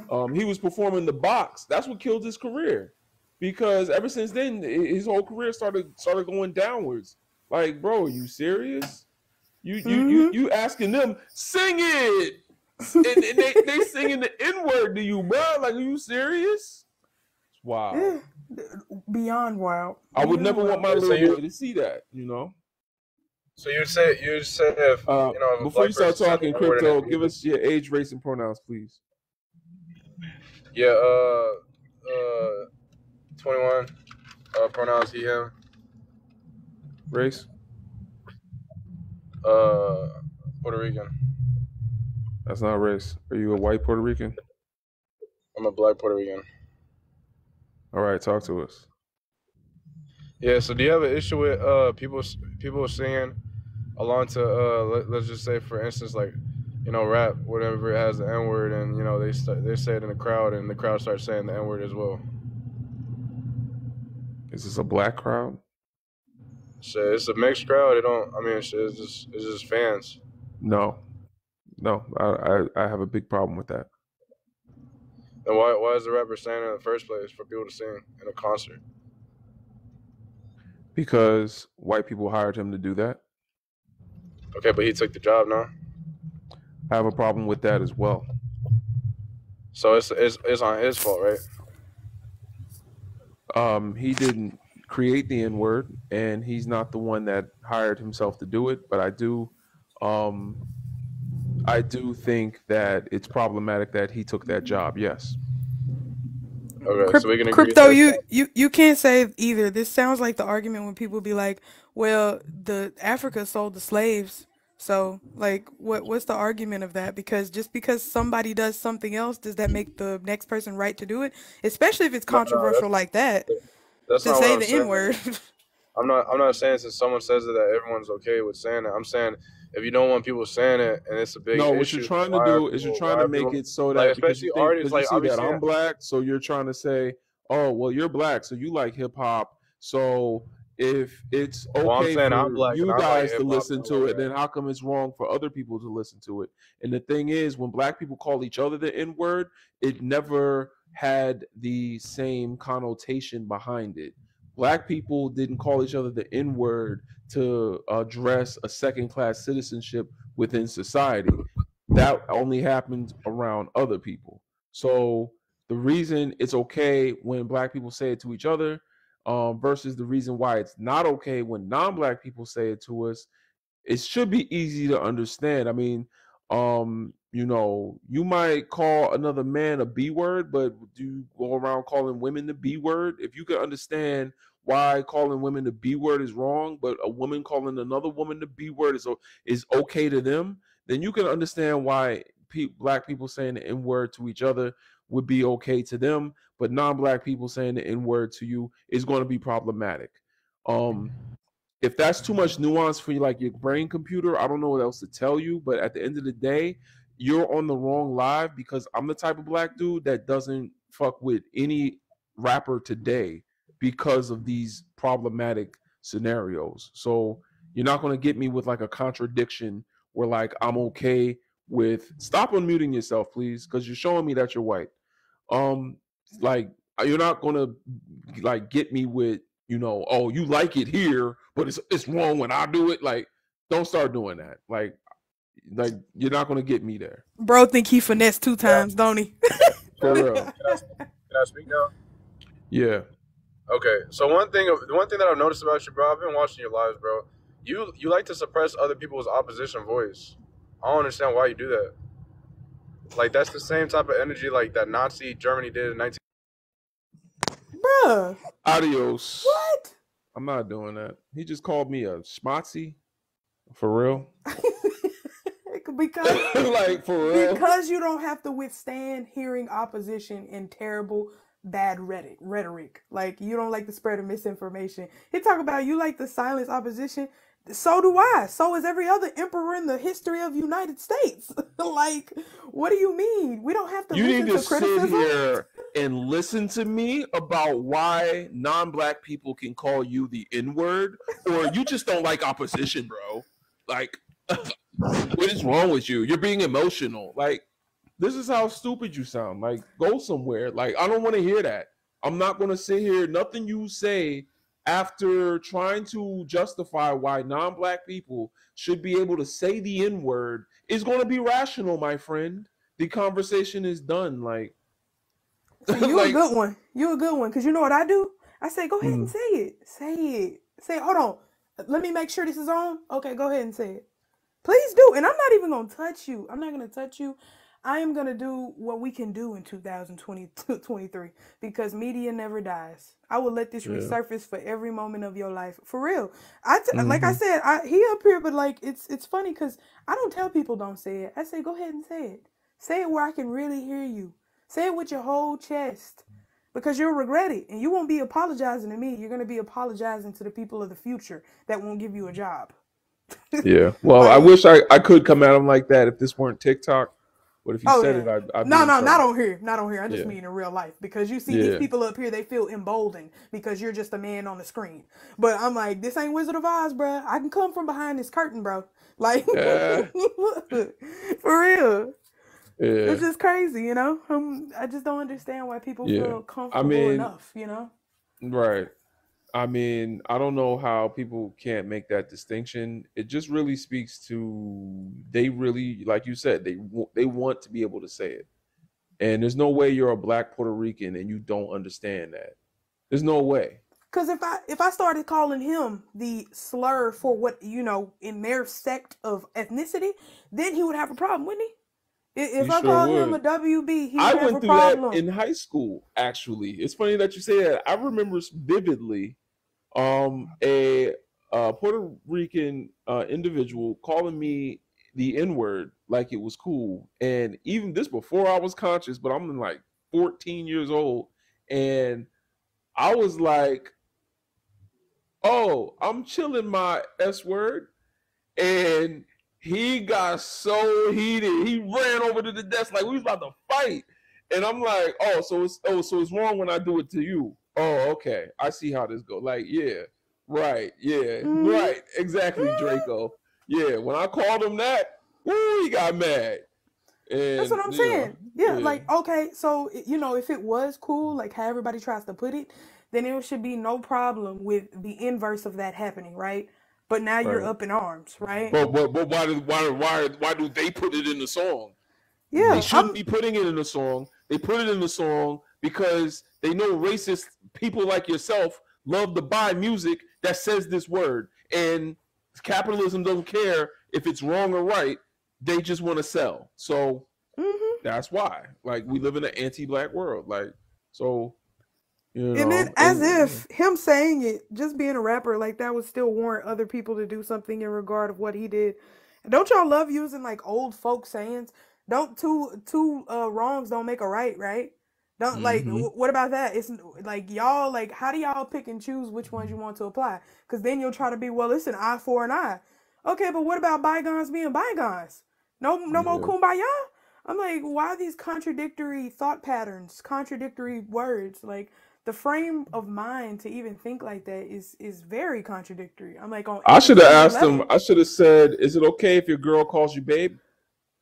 And how would you feel if men started calling you babe? You know, like the same scenario. When there's the right context, someone calling you that is acceptable. A random dude come to me and call me babe, he's getting the backhand. It's still strong.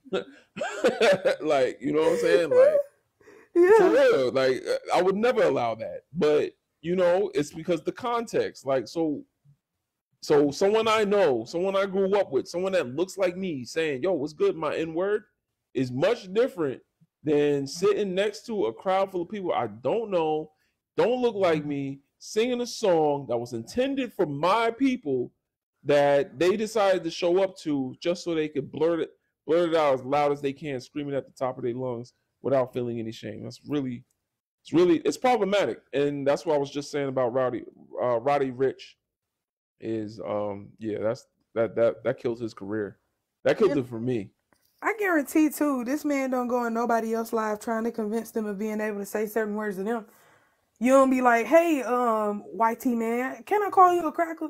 Like, let me just, can I call you just unleavened saltines? Like, let me just, like, you know, he not trying to convince them, but because it's our word, you know, anything that black people have, it should be shared, right? You got to share your culture on everything. Even the stuff that we just pull out of thin air, because you got to think most of the time when we come up with new things, it's stuff we made up. Like, bro, on fleek wasn't a thing until 2014. Like, but people were saying it, you know?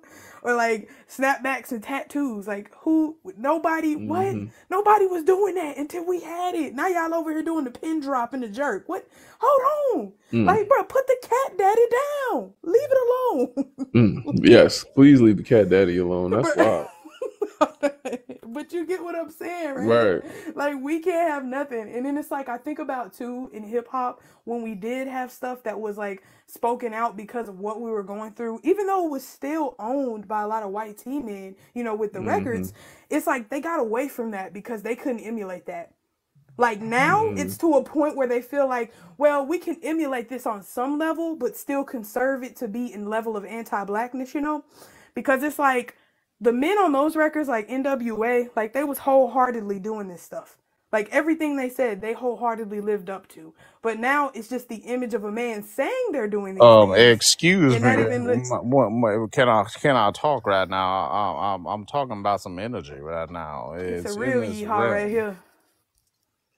Can I? Yeah, they get blocked. Like, what?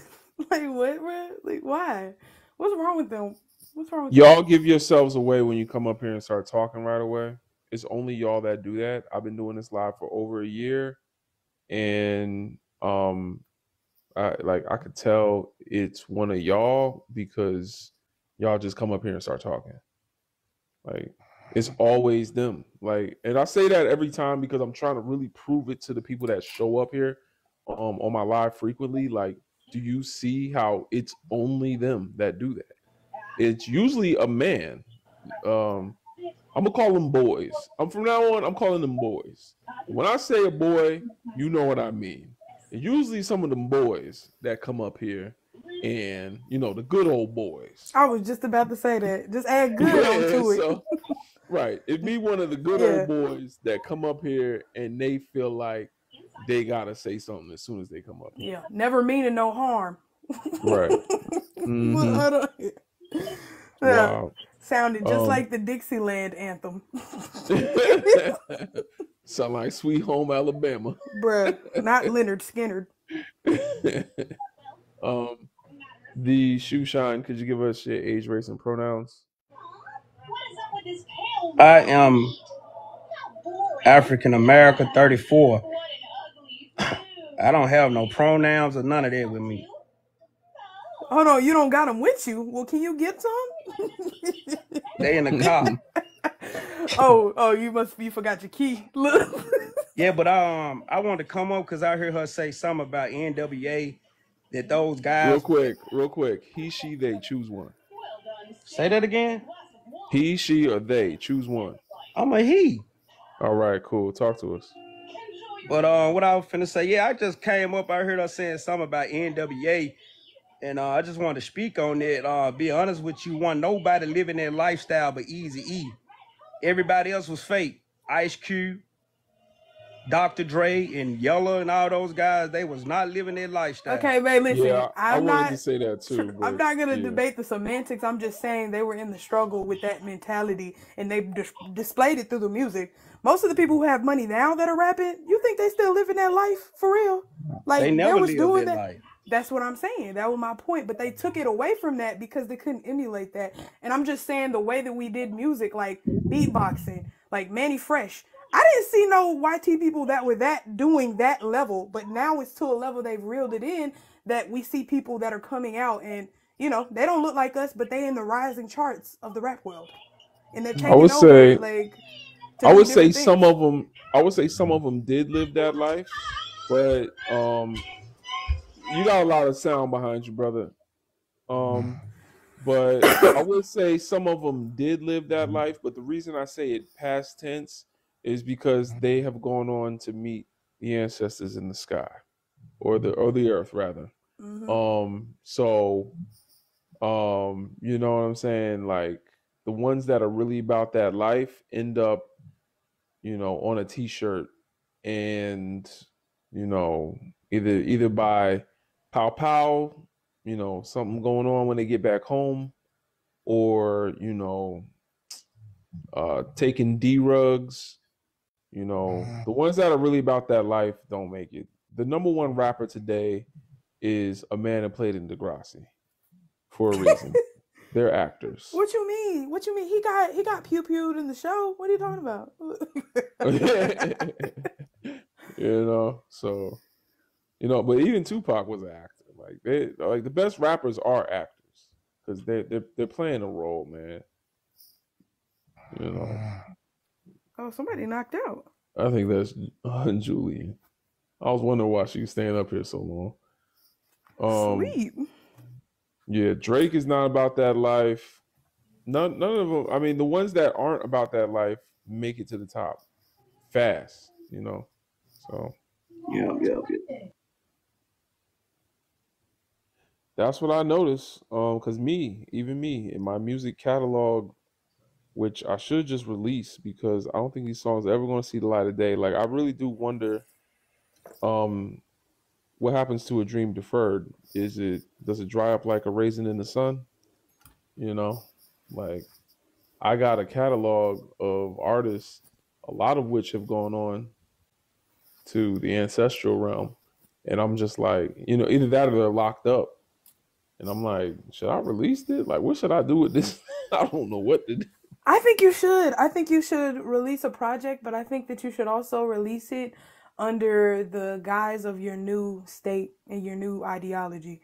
Because you can still release beautiful music that's meaningful, right? Yeah, but if I don't own the rights to it, I don't know if I own the rights to it. I wasn't paid to record it, so I guess I could say I own the rights to it.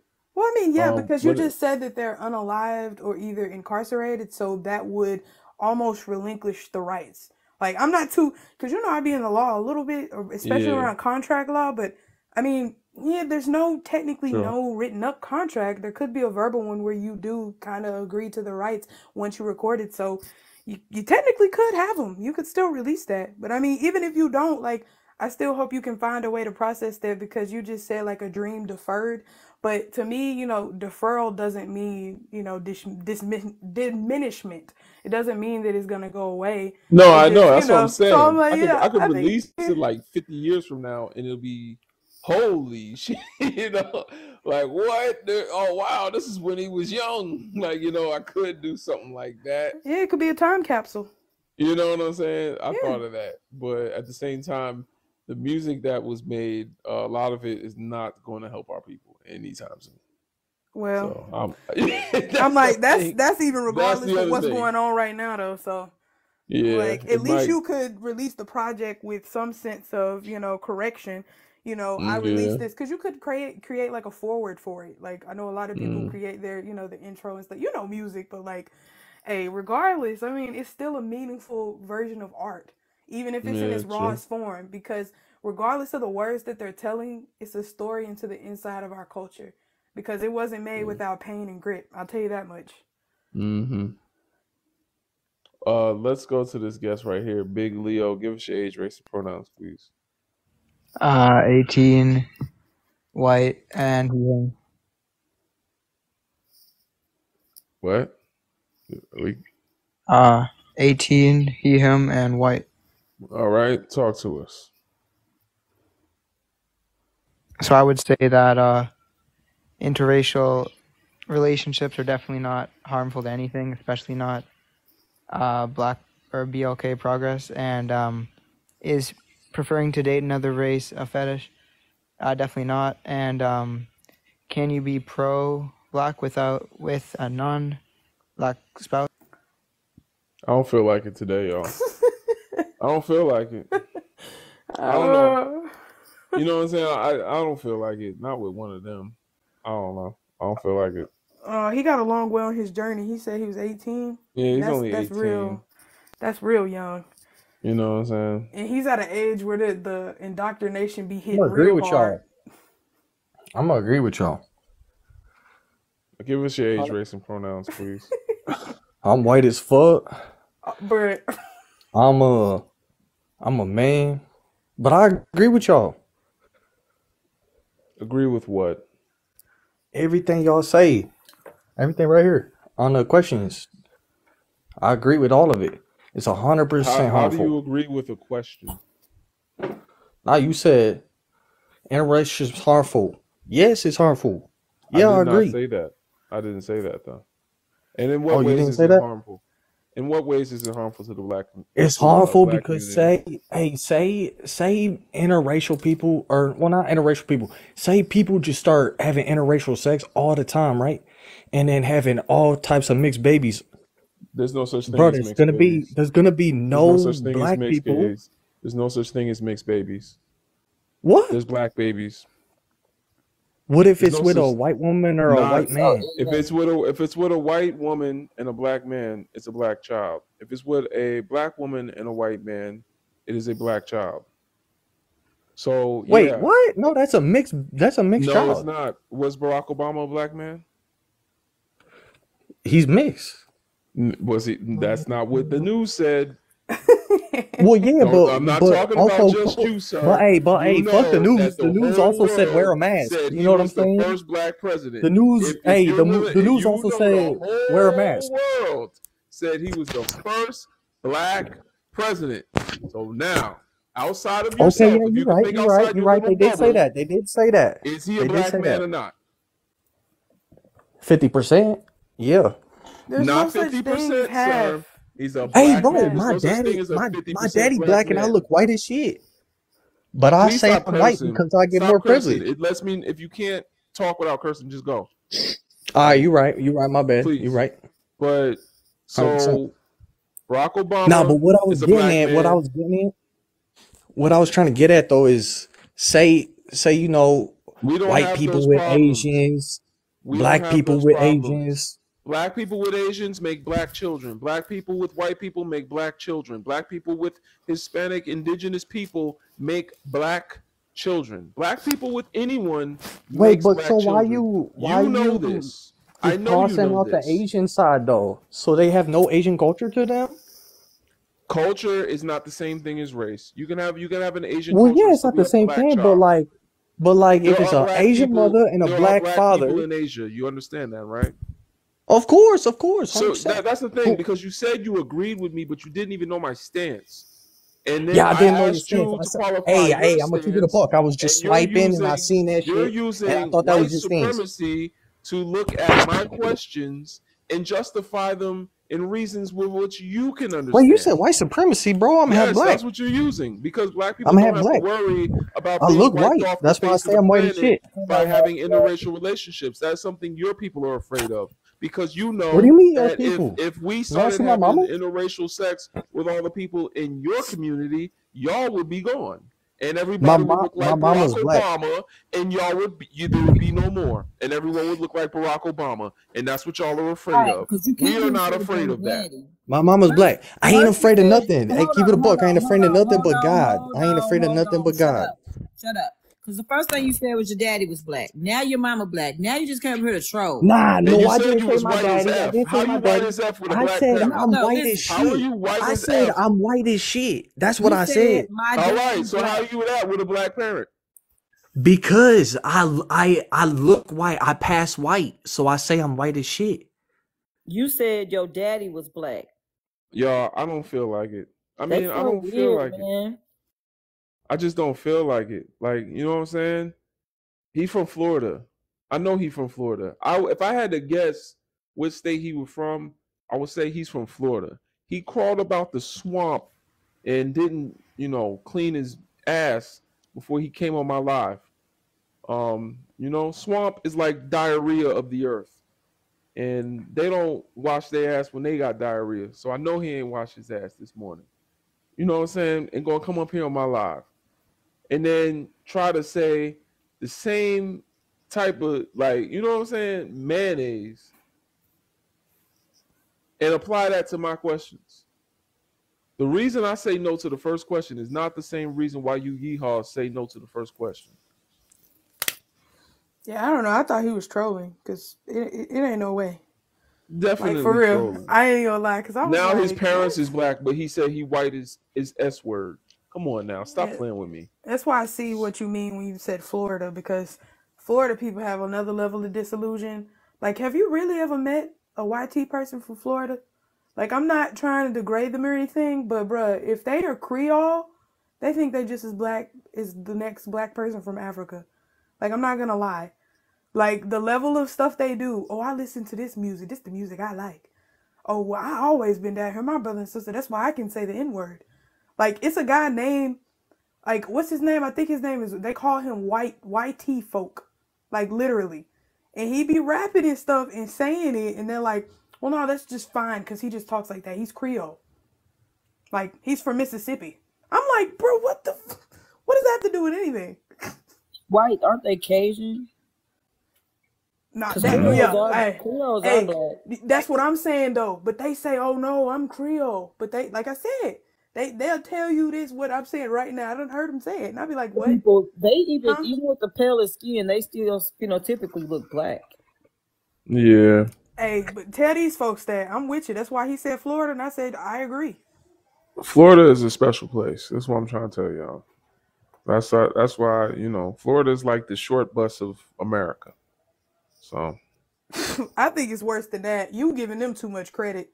Like, I yeah. ain't even gonna lie. Like, don't even compare them folks, man. This is the place where you can own lions, tigers, and bears. Oh my. Like, like you really can. That's crazy. And the level of racism, whether medical, political, criminal, like, look at the education system. They can sue you for teaching AP African American Lit. I'm like, what's going on? Like, I can't even learn about my people down here. Like, for real. Why did the NAACP got a freaking advisory warning for black people that live there? Like, hey, bro, y'all might want to move. Yeah, I'm telling you, we don't have no business. We don't have no business having our children in there. Especially Gen Z. Like Gen Z, as y'all begin to have children, y'all should not even y'all shouldn't even think about children until you're sure that you can homeschool them. If you Man, I'm can't not do even that, having kids. Forget that. you know what I'm saying? Like, don't even do it, because to be honest, you can't send them to that school. You can't. Me and my wife, we're gonna homeschool our child. We've already made preparations. Like, we not doing that. Mm-mm. And in a time, this is what I think is also very weird. It's like I have to defend my reason to a lot of people as to why I say I will never have children. They be like, oh, just wait till you get older. I'm like, but this kill over here, this unalive over here has 6 kids. No job, nothing. And y'all don't ask him what, like, it's just weird the things we prioritize and try to focus on. You know? Yeah. I'm like, don't focus on the kids that aren't here because I just told you they ain't coming. Like, there's so many people right now and children that I could mentor to and give the same love to without having to bring somebody in, especially in my moment in life like right now, where I know that I'm not in the stability, and I've made a lot of progress to heal, but not even the stability to mentally, support them the way that they need, for a completely stable life, because it's like, while I've changed, the rest of my family haven't. While I'm making progress, the rest of them haven't, and it takes a village. But for me to bring that child in and cut them off from that resource that they should be owed, and I said owed, I owe them everything. They owe me nothing. But we got it messed up. We think our kids owe us everything because we brought them here to a world of pain that they're going to undeniably have to go through, Like, no matter how much I protect you, you have to operate in the real world. I can't live as a hikikomori, a person who just doesn't go outside their home at all forever, any point. Like, that's not the world America is. It operates on us cohabitating. And I say that with a grain of salt because cohabitate means peaceful, and there's no way none of this crap has ever been peaceful. True. Yeah. Well, I'm going to Africa. Tell you that. Yeah. Hey, I'm be in Africa. Hey, it'd be easy for me to get there. I ain't got no kids over here. You know what I'm saying? I'm gonna be in Africa with some Wi-Fi, just watching what's going on in Florida, just from the comfort of my solar powered house. You know what I'm saying? I've seen a lot of African like homes got the washing machine in the kitchen. Why do y'all do that? I don't know why they do that. Oh, I wow. noticed it. Why is the washing machine and the dryer in the kitchen? Well, I must be living in an African house right now. My dryer is in my living room. We do it too. It's just set up differently because the way that my house is set up, my washer and dryer is before you go in my garage. It's just the way the plumbing is. Okay. Interesting. Well, I hope to build a house out there with hopefully, I'm hoping, we didn't get to that part of my life yet, but I'm hoping I can build it with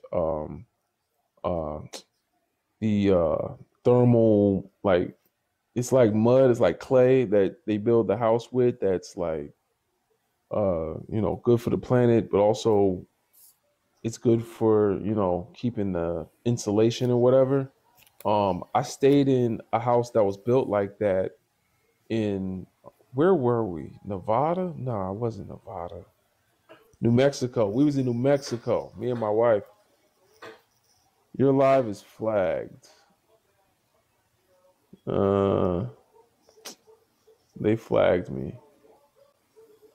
Y'all. It's the haters. Yeah. Y'all could just leave. Right. They just mad because you ain't had a time tonight. If you would have gave them just a little bit more What of your did time. I say? You said I don't feel like it tonight. How dare you? How dare you tell them you don't have time for them? How dare you? Man, I didn't even say nothing. Last time that happened, Somebody else say something. That guy was cussing a lot. Oh yeah, he was. He was cussing a lot, but let me see if I got a violation. Nah, no violation. It's just flagged. That's lame though. Still. Yeah. Somebody said if you restart, it'll go away. Yeah, no, that's cool. I'm not even worried. There's almost 300 people in here. Like, it's just flagged. It's not. How is it 300 people and we only got barely 60 likes? I don't know. Everybody's kind of chilling tonight. We don't need y'all to chill. We need y'all to tap the damn screen. Well, I was getting ready to take it down, to be honest. Okay. I know it's Christmas Eve. Some of y'all might be booed up right now. You know what I'm saying? He said LMA. Look, it actually went up since we've been flagged. That's what I'm saying. Wow. I don't think the flags are that important. It just means watch your mouth. Nah, the flags is important. They be like, yeah, oh, yours is flagged. That means some drama going on. Get them in here. But get them in here. Yeah, I think it just means enough yeehaws probably reported, because I noticed that when we had that little flurry earlier, the trolls that came up, and then there was like some dudes in the comments saying a bunch of stuff. I noticed that they were all following me. Like, that's so weird. That's what I learned about going live up here, is when they're trolling and they're following you, they're probably gonna like report your stuff, and like, they're here just to mess with you. Yeah, you literally have to block them. Yeah, block them. But there might be some left over. On my videos, I be dying laughing. Yeah. Like, I be bothering y'all that much. You gotta go call me ugly. Okay, well, I guess I'm ugly. Woohoo. No, that's how you know that they don't have anything intellectual to add when they have to go with personal attacks. I be like, bruh, y'all are dumb. Didn't they tell you not to judge a book by its cover? Here you are, yet again, giving me the attention you so angrily think that you say I need. Like, you can move. Go on my page to comment on my stuff. Like, you can literally leave. Like, they swear we be holding them at Pew Pew Point. Like, to your head, name 5 Soulja Boy songs. Like, they can't leave. Like, bruh. It just gets wild. Yeah. I wish there was like a gate that you had to guess like 3 or 4 things before you could get into the live. That would be so neat. If you can't pass these questions, you can't get in. Do y'all know how many black people would get so creative with these questions? Yeah, do you want to make this like a Facebook group? They have them on Facebook groups. You ever tried to get in a group and they say, oh, we got to answer these questions first? Yeah, TikTok, y'all be listening, so listen up. It's 300. Look, give us a filter where you have to ask questions to get in. Because I'm asking you to list more than 5 of the 10 crack commandments. Like, hold on. You ain't getting in. Look, they going to be on Google. Commandments. Like, they just, like, bro. You know? Well, y'all, I gotta go. My wife made some crab dip. Okay. Ooh, crab Y'all dip. Come on enjoy now. Okay. yourselves. Yeah. Okay, You crab know, it's that dip. time of year. Black people, you know, we eat seafood this time of year. So I Yeah, don't know we if y'all do. know that. I would say Yeah. yes, but I'm gonna say no too I because don't eat here in a little seafood. bit they for to be eating freaking black-eyed peas and collard greens, thinking it's for to give us some luck into the new year on Yeah. our slave You better contracts. shut up. I eat my black Look, eyed. not we trying to make sure they don't renew their contracts on us. They Look, might. They might. if Mm-hmm. you going to The work, way they we did. going. If you going to work, they did. Look, The way we going here. We going exactly. Yeah. all the way backwards. But anyway, all right, y'all. All right, y'all. Thank you, appreciate Hey, it. Just want to let peace. everybody Appreciate know. y'all. Shout out to D and K. Appreciate you, Alicia, for moderating. Black Swan, thanks for coming through. Mess Moose, I see you in here a lot. Appreciate you too. I think Hoodoo was in here. Tia might have been here. Thank y'all. Laura, have a peaceful day as well. I'm gonna come back up tomorrow because I got the day off. So I'll come back up tomorrow. You know, so I You ain't guess gonna look say for it. me then. Holy Spirit activate. Go ahead, sister. But guess what? One thing I did do today, I fell into a tub. A lot of y'all need to make sure y'all falling into a tub before you fall into black business. But anyway, y'all have a good night. All right, y'all. Peace. See you tomorrow.